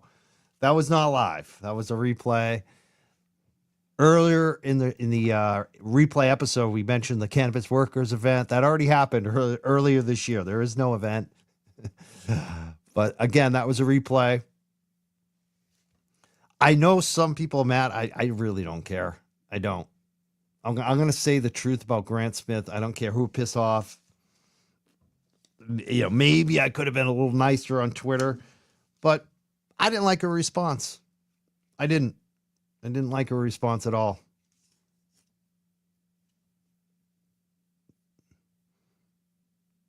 And it's not like I'm asking people to unsub her or I'm going to war with her or any of that crap. But I get it. I get why some people could be mad. They like her. That's fine. That's on you.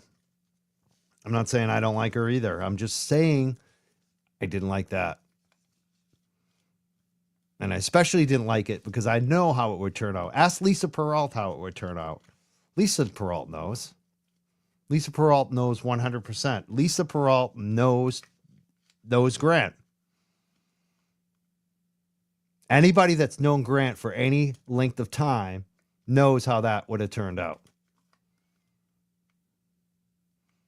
So.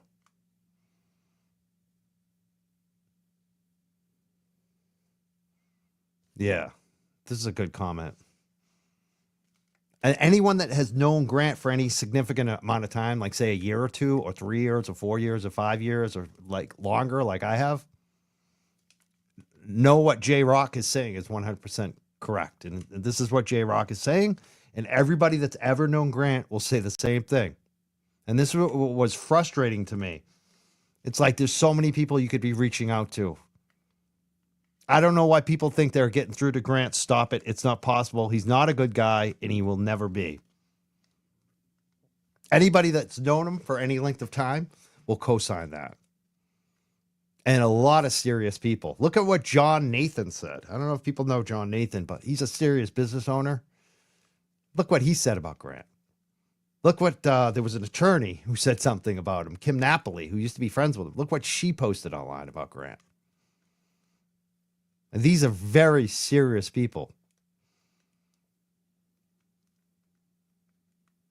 So, like I said, not just one person. There's I know dozens of people that have been harmed by this guy.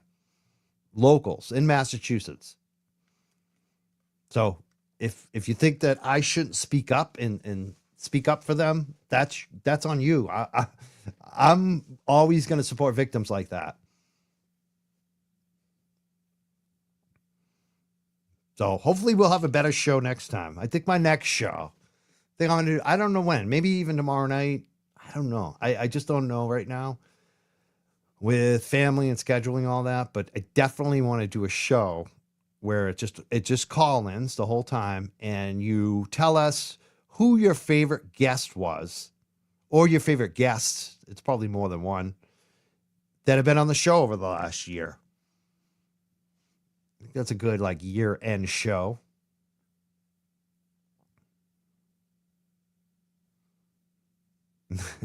People are talking about the glare. Yeah, I think he felt like he was doing a good thing. Whatever. I don't think he knew all the details. We'll talk it out if it's an issue. It is what it is. I'm not worried about it. Like I said, this isn't trying to ruin Miss Shorty. I hope she does well. I hope she gets some better guests. She's got some good guests. Like, that's a thing. Like, why does she need to do that when she's already got some good shows? She's already got traction. Why does she need to go there? That would be my advice to her. She's going to do whatever she wants to do. It's her channel. But I felt like I had every right to speak up for victims today. And maybe you could say my language was too strong on Twitter. I feel that. I will agree on that. But I got pissed. And the way that she was speaking to me like I was the same as Grant, it's like, what? You're not going to find a string, dozen plus local victims of me.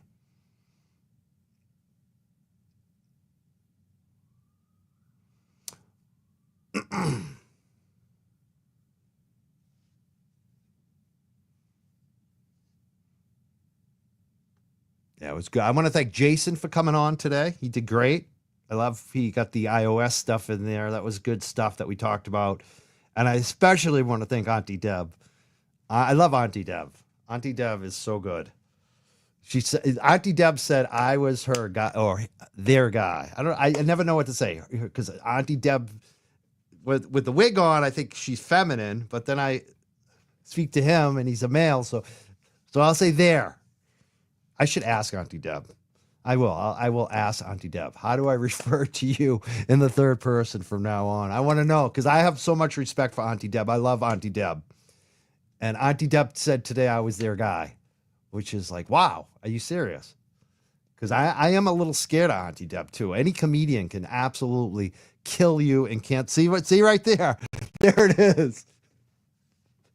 They could cancel you, have fun, and have a laugh at the same time. They have skills. Auntie Deb has skills. Like, they're frightening how good they are. Frightening. Yeah, who doesn't love Auntie Deb?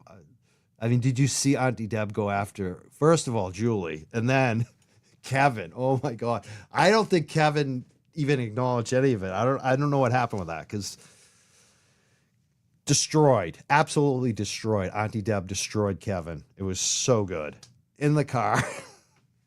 Yeah, Auntie Deb is unbelievably awesome. That we can all agree on tonight, I think. I hope. Yeah, those are the facts.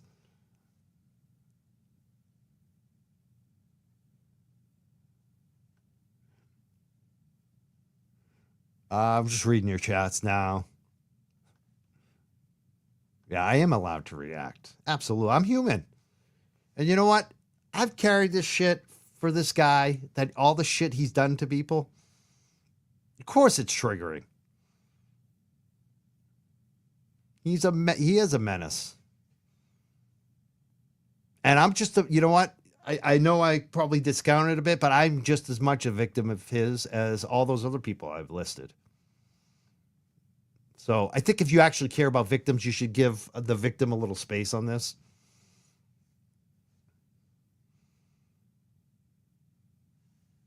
Does Betterow ever come on the show anymore? He came on the show like a week ago. It's the funniest thing. Like, I'll have Betterow on, and then like 3 nights later, everyone's like, I'm jonesing for Betterow. He can't be on the show every night, guys. I would love to do a show with Betterow every night, but it's just not fair to him or his family or all the other shows that want to have him on too. And by the way, last show I kind of screwed up with Betterow. I had him on mute like 6 times. I could tell he was getting annoyed. I was annoyed.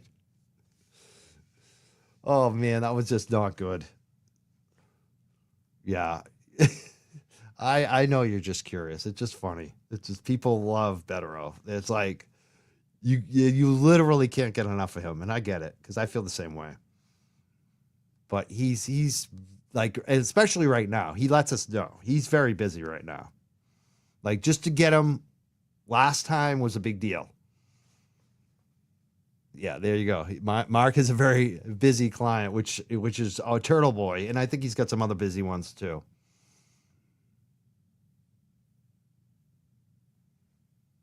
Yeah, he is the man.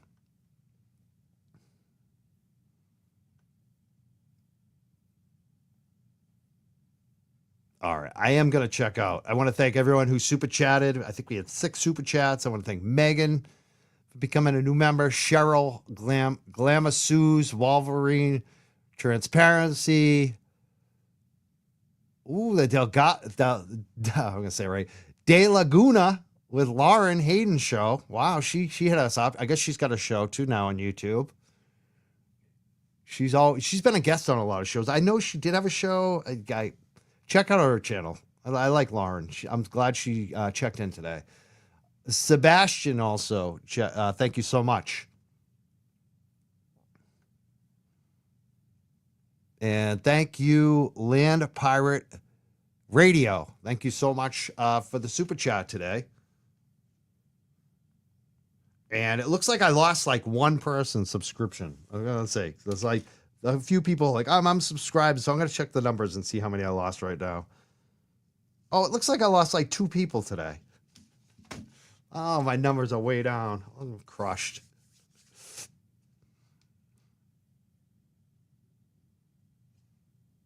Don't listen to the hate, Mike. Yeah, no, it's not bothering me. Please. Here's one. You suck, Mike Crawford. Why? Mike, you got to do better than that. Why do I suck? Tell us why I suck. You gotta add a couple words in there, buddy, so you gotta let people know.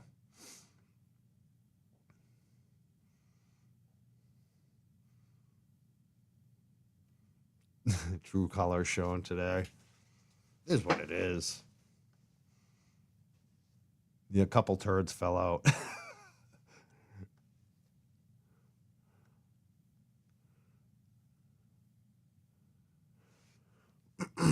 He says he's driving. He will shortly. It'll be too late then, Mike. We're about to end the show. This is your big opportunity, Mike. You got like 700 people watching you. Pull over, Mike. The more people ever watch than will ever watch you any other time. And you can't get it out. If you had one opportunity, would you choke? I think he just choked. I think Mike Jennison is choking.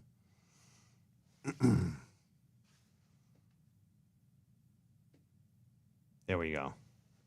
North End Andrea says it's weird that Karen Reed's social media discourse doesn't translate into real life. It's very true, actually. And that's why I had to speak up, because this is real life for a lot of us in Massachusetts that have dealt with Grant Smith Ellis.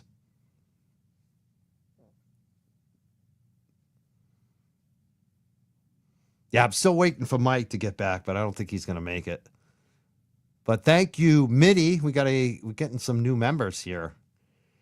Thank you so much for subscribing today. Someone else earlier, a couple people said we're the Young Jerks is the realest channel around, and why you support us. Thank you. I hope so. I try to be real. And sometimes it's hard to know when to speak up and when not to. I mean, that is something I think we all grapple with. But I'm not embarrassed about today. I know some people get a little mad and feel like, whatever. It is what it is. People are going to forget about this in a week. Someone said, Glare is Cuban. He's hot in the pants. Maybe. I'm not mad at it. I don't even care. I'm not going to watch it. I watched for a second. I started laughing. Like, I don't know. He's supporting Miss Shorty. I kind of get it. He feels like, someone with a bigger channel's ganging up on someone small. That's not the intent here. The whole thing was, I was pissed because she's platforming Grant and going to make him look good. And that's sure what it felt like. And so if that's happening, I'm going to air some victims. I want people to realize this is what Grant's really about. This is the real Grant.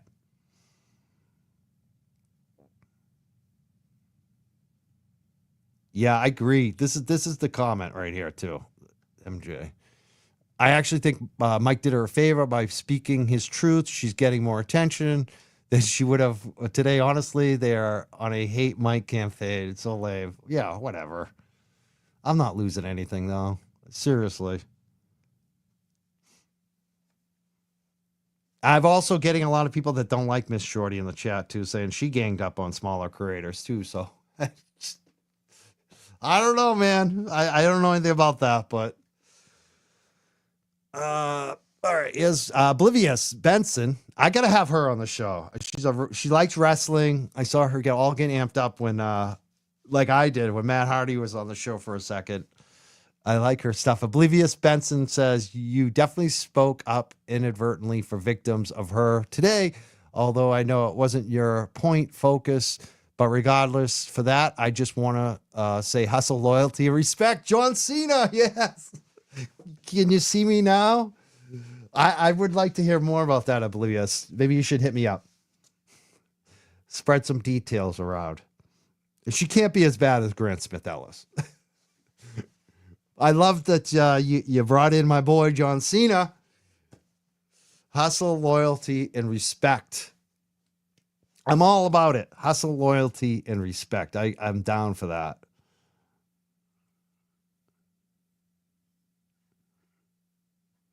At this point, I'm just reading your comments, which I'm kind of enjoying it.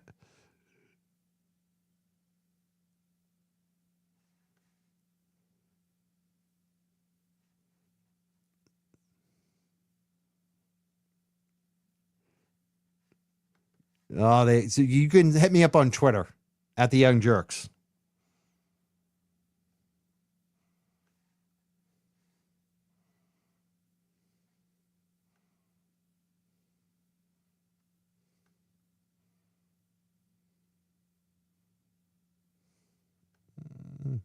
See, someone just said they just sub Miss Shorty. See, we're actually probably getting her some subs today. So all the Miss Shorty people shouldn't be too mad.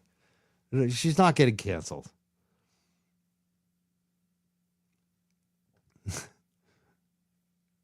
Can you see me?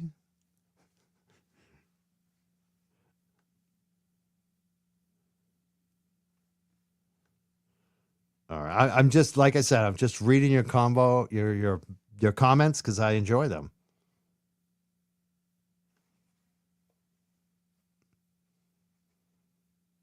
I do have low. That's the thing I love. I love my people who stick with me, that know what I'm about.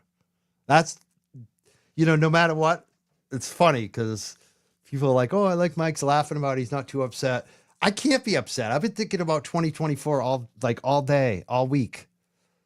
Like this year started off so terribly. You don't even realize how down I was with what they were doing to Aiden and myself.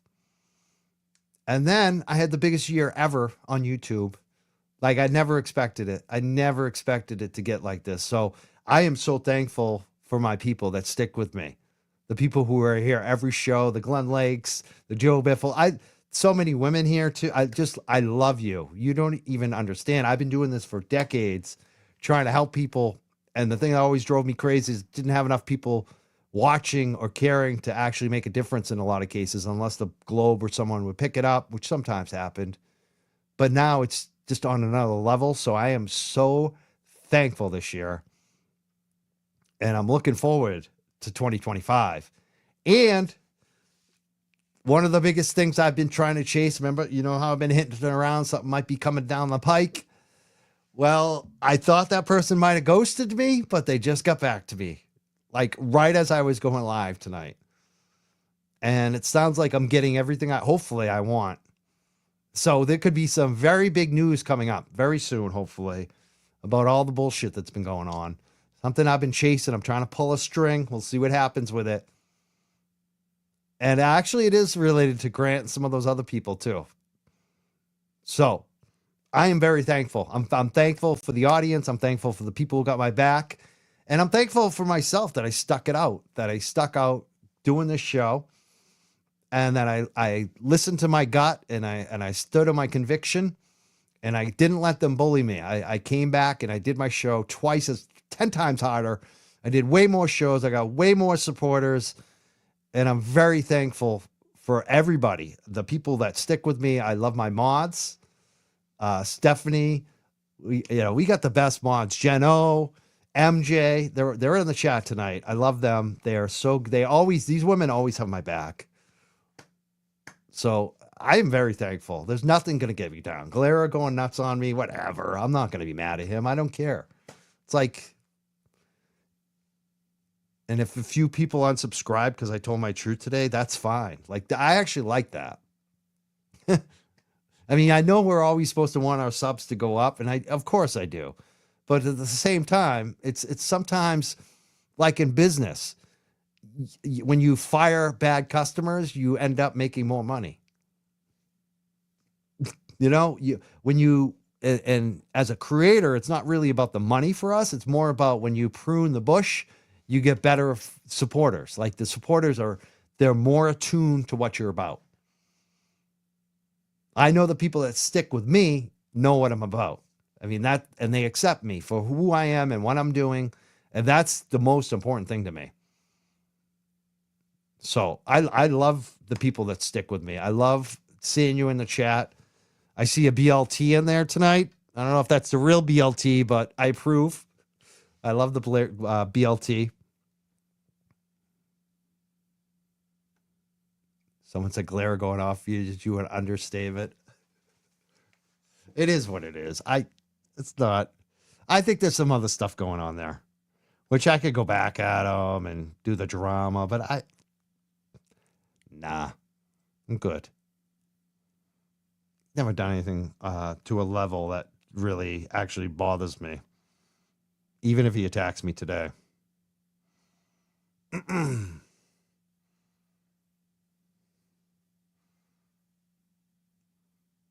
are the comments we got here? I'm still reading your comments. I am the OG BLT.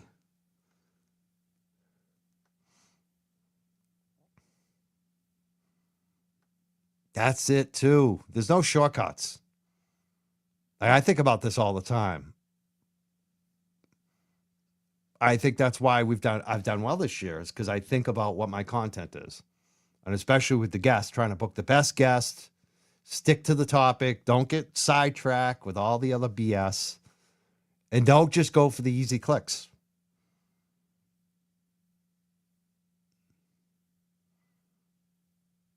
And I know at this point, because of, the number of subs, people are going to come after me. That's fine. As long as you're not lying about me, you can criticize me. I'm fair game. Not a big deal.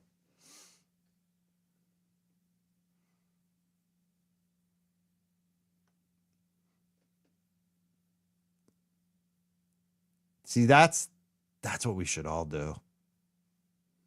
And maybe Katie, it's with my show. Maybe it's with someone else's show.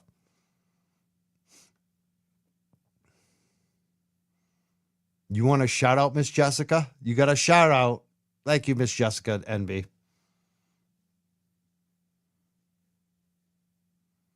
Can you hear me now? I can hear you. Can you hear me? I just did. I shouted her out. I did, Jen. I like everybody. I don't like everybody, but I like a lot of people. I got a lot of people I like. And a lot of them have been victims of Grant Smith Ellis. I mean, that's why it drives me crazy, because I know these people. I know what he did to them. All the dirty shit he's done. I mean, I could go stories all day. I said a name today I shouldn't even have said. He's got a story.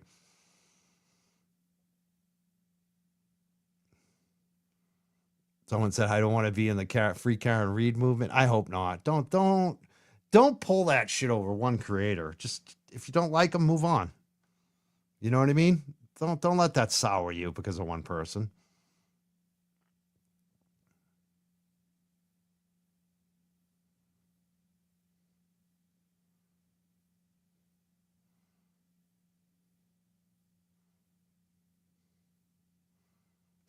Someone said something about the Galeras getting fat in the head. Someone accused me of that in the chat today too. So I mean, I'm not gonna say that. Come on. Yeah. That's the thing too. I'm not saying Miss Shorty doesn't have a right to free speech. If she wants to get up and say Mike was mean to me, that's in her right. She probably will. Whatever. But I'm not gonna sit back and pretend that Grant Smith Ellis is a great person. And that he doesn't have a trail of victims out there. And I'm going to point it out.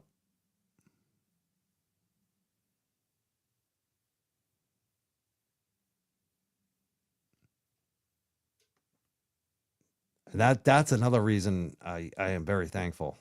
How many women who do support me.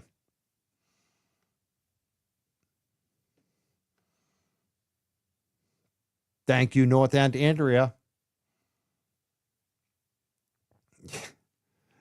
Yeah, I think so too. But even if he did, it wouldn't be good for us. Anything he touches, he sabotages.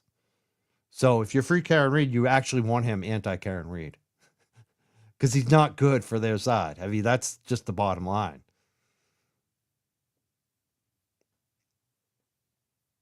Someone has to tell me this. This is hilarious that she thinks I have to be told this. I know that. Come on. It's constructive criticism, and I'm painfully aware of it. And I listen to my shows. I listened tonight to that one, and yeah, I was cringing a lot. But I was pretty fired up for that show. That was back in April, and with what happened tomorrow, naturally I'm going to be fired up. And if you think it's easy to host a show with guests and not interrupt them, give it a shot. Everyone thinks it's easy until they do it. I think I've gotten better, actually. Sometimes I get away from it.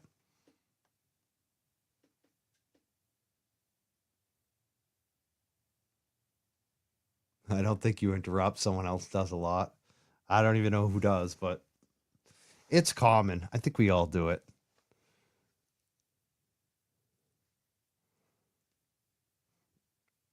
It's very common too when you're excited too about a guest. That's why a lot of times I put myself on mute because I don't want to interrupt. And then I forget I'm on mute, which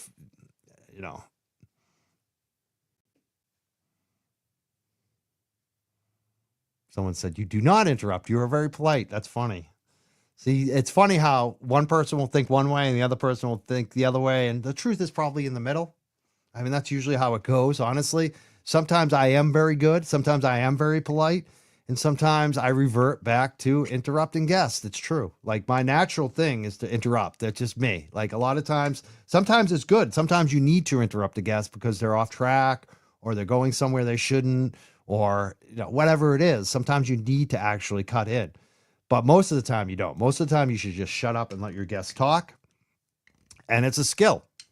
And sometimes I'm good at it. And usually how I get better at it is I do listen to my shows and I do cringe. So I'm very self-critical. I'm probably the most self-critical YouTuber you'll ever see. Because when I listen to my shows back, 9 times out of 10, it's me that effed it up. And I know it. My guests are usually great. It's because I get good guests. I focused on getting good guests. Someone says, "You're a good interviewer. You're just confused politically." Am I? Am I though? I feel like I'm independent. Like I feel like I give it's funny because I've had so many Republicans on the show. It's funny. I had Nick Boldiga on the other night, and people acted like that was the first time ever I've had a Republican. No, I've had tons of Republicans on the show. I actually helped a Republican at one point against Ed Markey, and then I had Ed Markey on the show, who was the Democrat U.S. Senator. But I have even worked on Republican campaigns way back in the day. I used to be a libertarian way back. I went more liberal for a while. I think I'm an independent, honestly. I've had both parties on, so I'm not too politically connected. Like right now, I think Maura Healey as a Democrat is an embarrassment.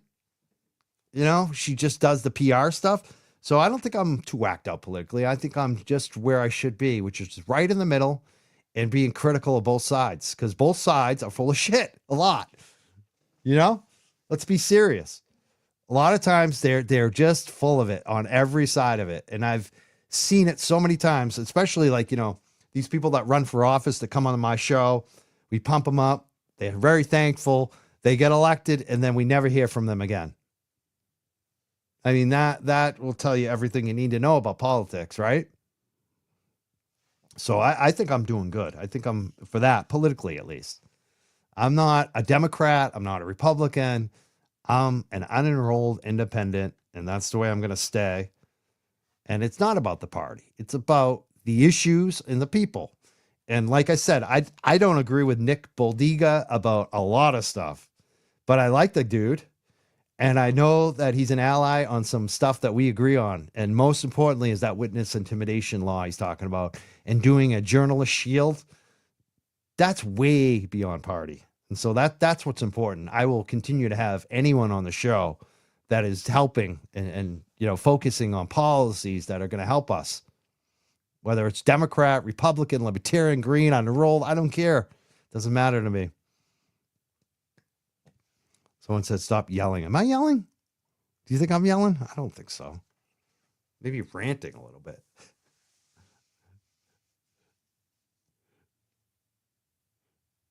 Yeah. Yeah. I think that's it. I think there's a reason to be upset out there. On both sides. And I get why a lot of people went Trump. Look at the cost of living. I think the Democrats never went far enough. And they focus on stuff that doesn't really affect a lot of people when most people are suffering right now. So I totally get it. Believe me. We love you, soy boy. See, I can't even use that. I love that. That's soy boy. I think it's funny, but some people said that could be a slur against other, I don't know, whatever. But I like it. We love you, soy. That's almost, Young Jelly is the best one by far. Just be you. That's all I'm going to do. That's it. All right. I said I was going to go about 15 minutes ago, and you guys keep sending me messages and super chats and keeping me here. I'm not complaining. Here's another super chat. BLT sends $10. He says, Mike, I'm late. I missed a lot. BLT, brave little toaster. Brian LTL wants to be me. If you really want to know, Grant, if you really want to know, great show the other night with State Rep Nick. I love those shows. I really enjoyed that. And I guess he did too. He posted on Twitter today that he really enjoyed the conversation. And he's looking to come back on the show, and I'm definitely going to have him back on the show. I'm looking forward to working with him and having him back on the show. That was very good the other night.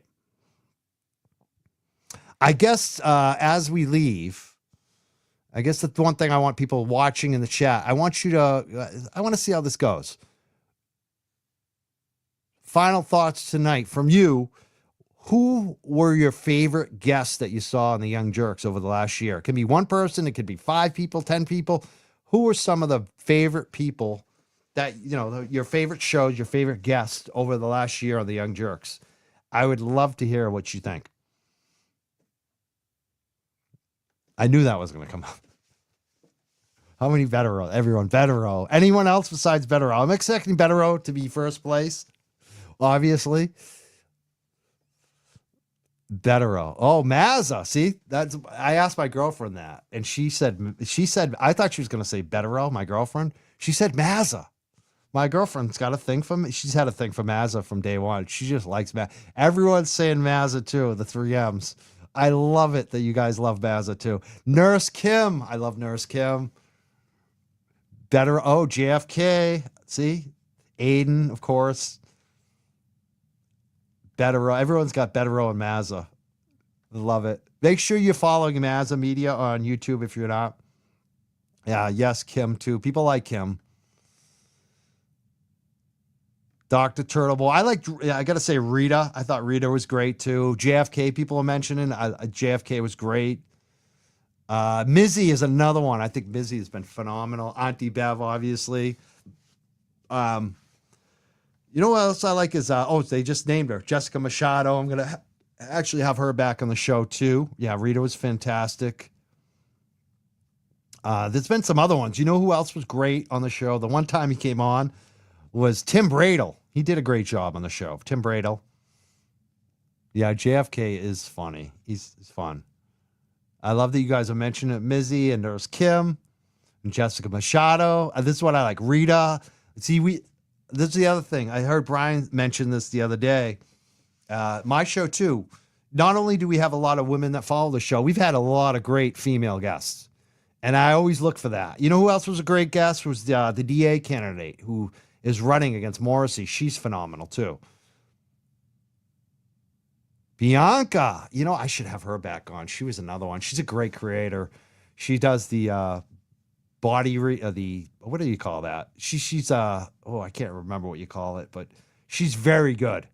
She reads people. She basically reads people based on their posture. And yeah, Mizzy is great.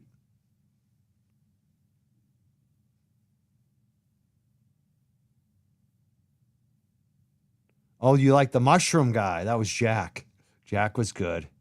Yeah, Juna Perkins. She's great. Juna Perkins. Yeah, Jessica Machado. I think that's going to be my next show. Is I'm going to take phone calls and I want to hear who are your favorite guests and why.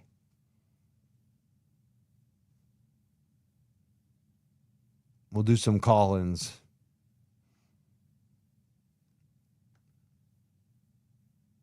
Yeah, I miss Rita too. Bradle was awesome. Andrea Burkhart, we had her on at least once. She was good. We should probably try to reach her out. Someone said calling all beings. You like DJ. He's a good guy.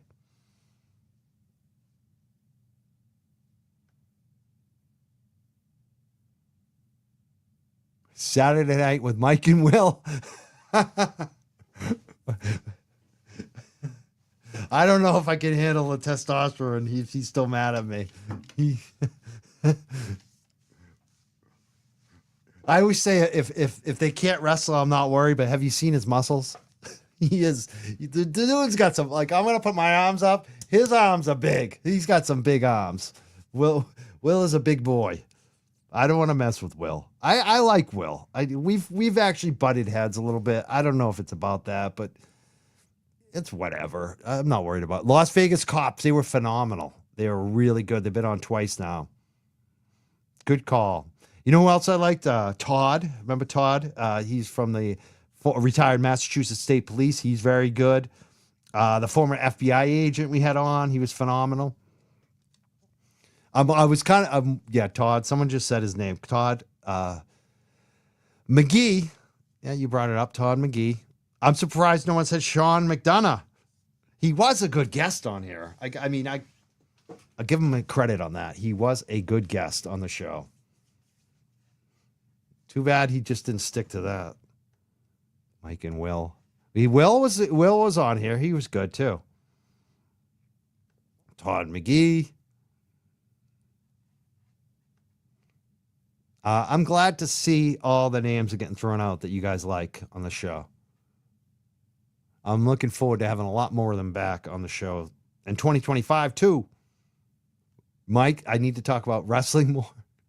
We started to with Mara. I said, like, how is that single leg takedown? My move was the double leg takedown. Sometimes it would go to a single, but I was what we call a shooter, or offensive wrestler. I would go for the points and the takedowns every time. My high school wrestling coach would always wrestle to the pin, meaning you never let a guy up. You always go to pin to end the match as soon as you can, like going for the knockout, not trying to win on points. Go for the knockout, go for the pin. Until my senior year, when I could take down anyone, but I could still lose on the mat because I could get rolled over because I was too much of a wild man.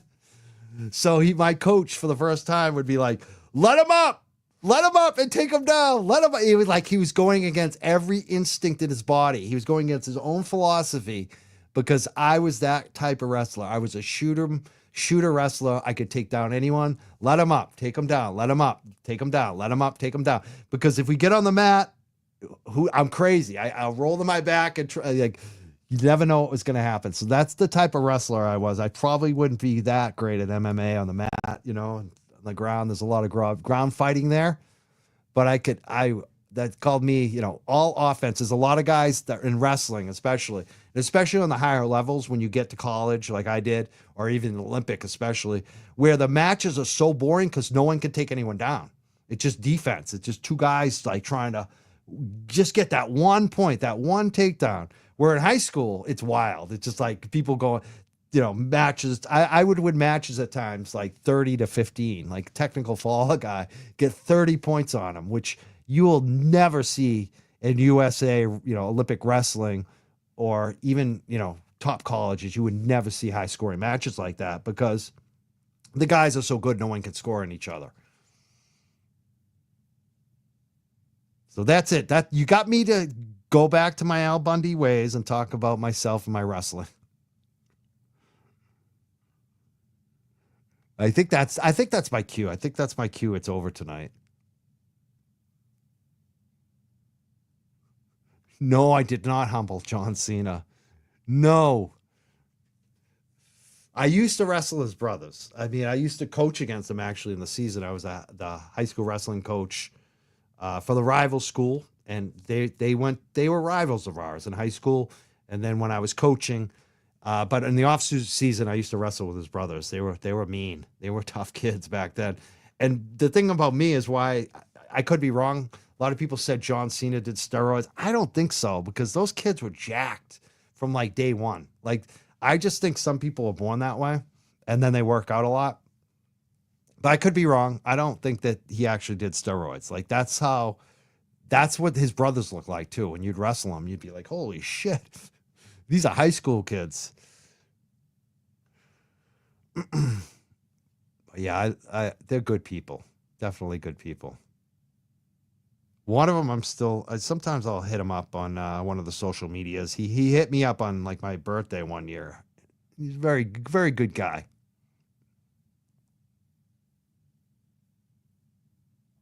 What high school? They went to the high school, Pawtucket High School. From Pawtucket is basically three towns: Groveland, West Newbury, where they were from, and Merrimack. It's a regional school, and the school is actually in West Newbury. I used to substitute teach over there. I was friends with the wrestling coach too when I was coaching the rival school, Triton High School. And that's where I went to high school. So they were our rivals when I was in high school, and then I coached against them. But I used to also substitute teacher over there, too. So I knew a lot of Pawtucket people. A lot of my family, too, went to that high school. So we're all like, we all know each other. All right, I'm out of here. I hope everyone has a great Christmas, great holiday. I don't know when I see you again. Oh, Triton Vikings. They won last night. They beat Danvers. Big. Triton Wrestling won big last night. I couldn't believe it. I felt bad for Danvers. I got a lot of family from Danvers back in the day. And Triton Wrestling beat the crap out of Danvers High School last night. The Vikings beat the Falcons. I'm still checking it out. And what I like about the high school programs now, they're co-ed. They got girls wrestling now. Triton had like a really good wrestler last year. I think maybe this year too, who's a female girl. So I love to see the girls getting involved in it too. It's a great sport. Yeah, I'm giving the Irish goodbye where I just keep talking. Thank you, Suzanne. That's what I need. Move along. End the show, Mike. Have a great night. If I don't see you, Merry Christmas, Happy Holidays, Happy Hanukkah, Happy Kwanzaa, whatever you celebrate. We'll see you soon. Have a good one.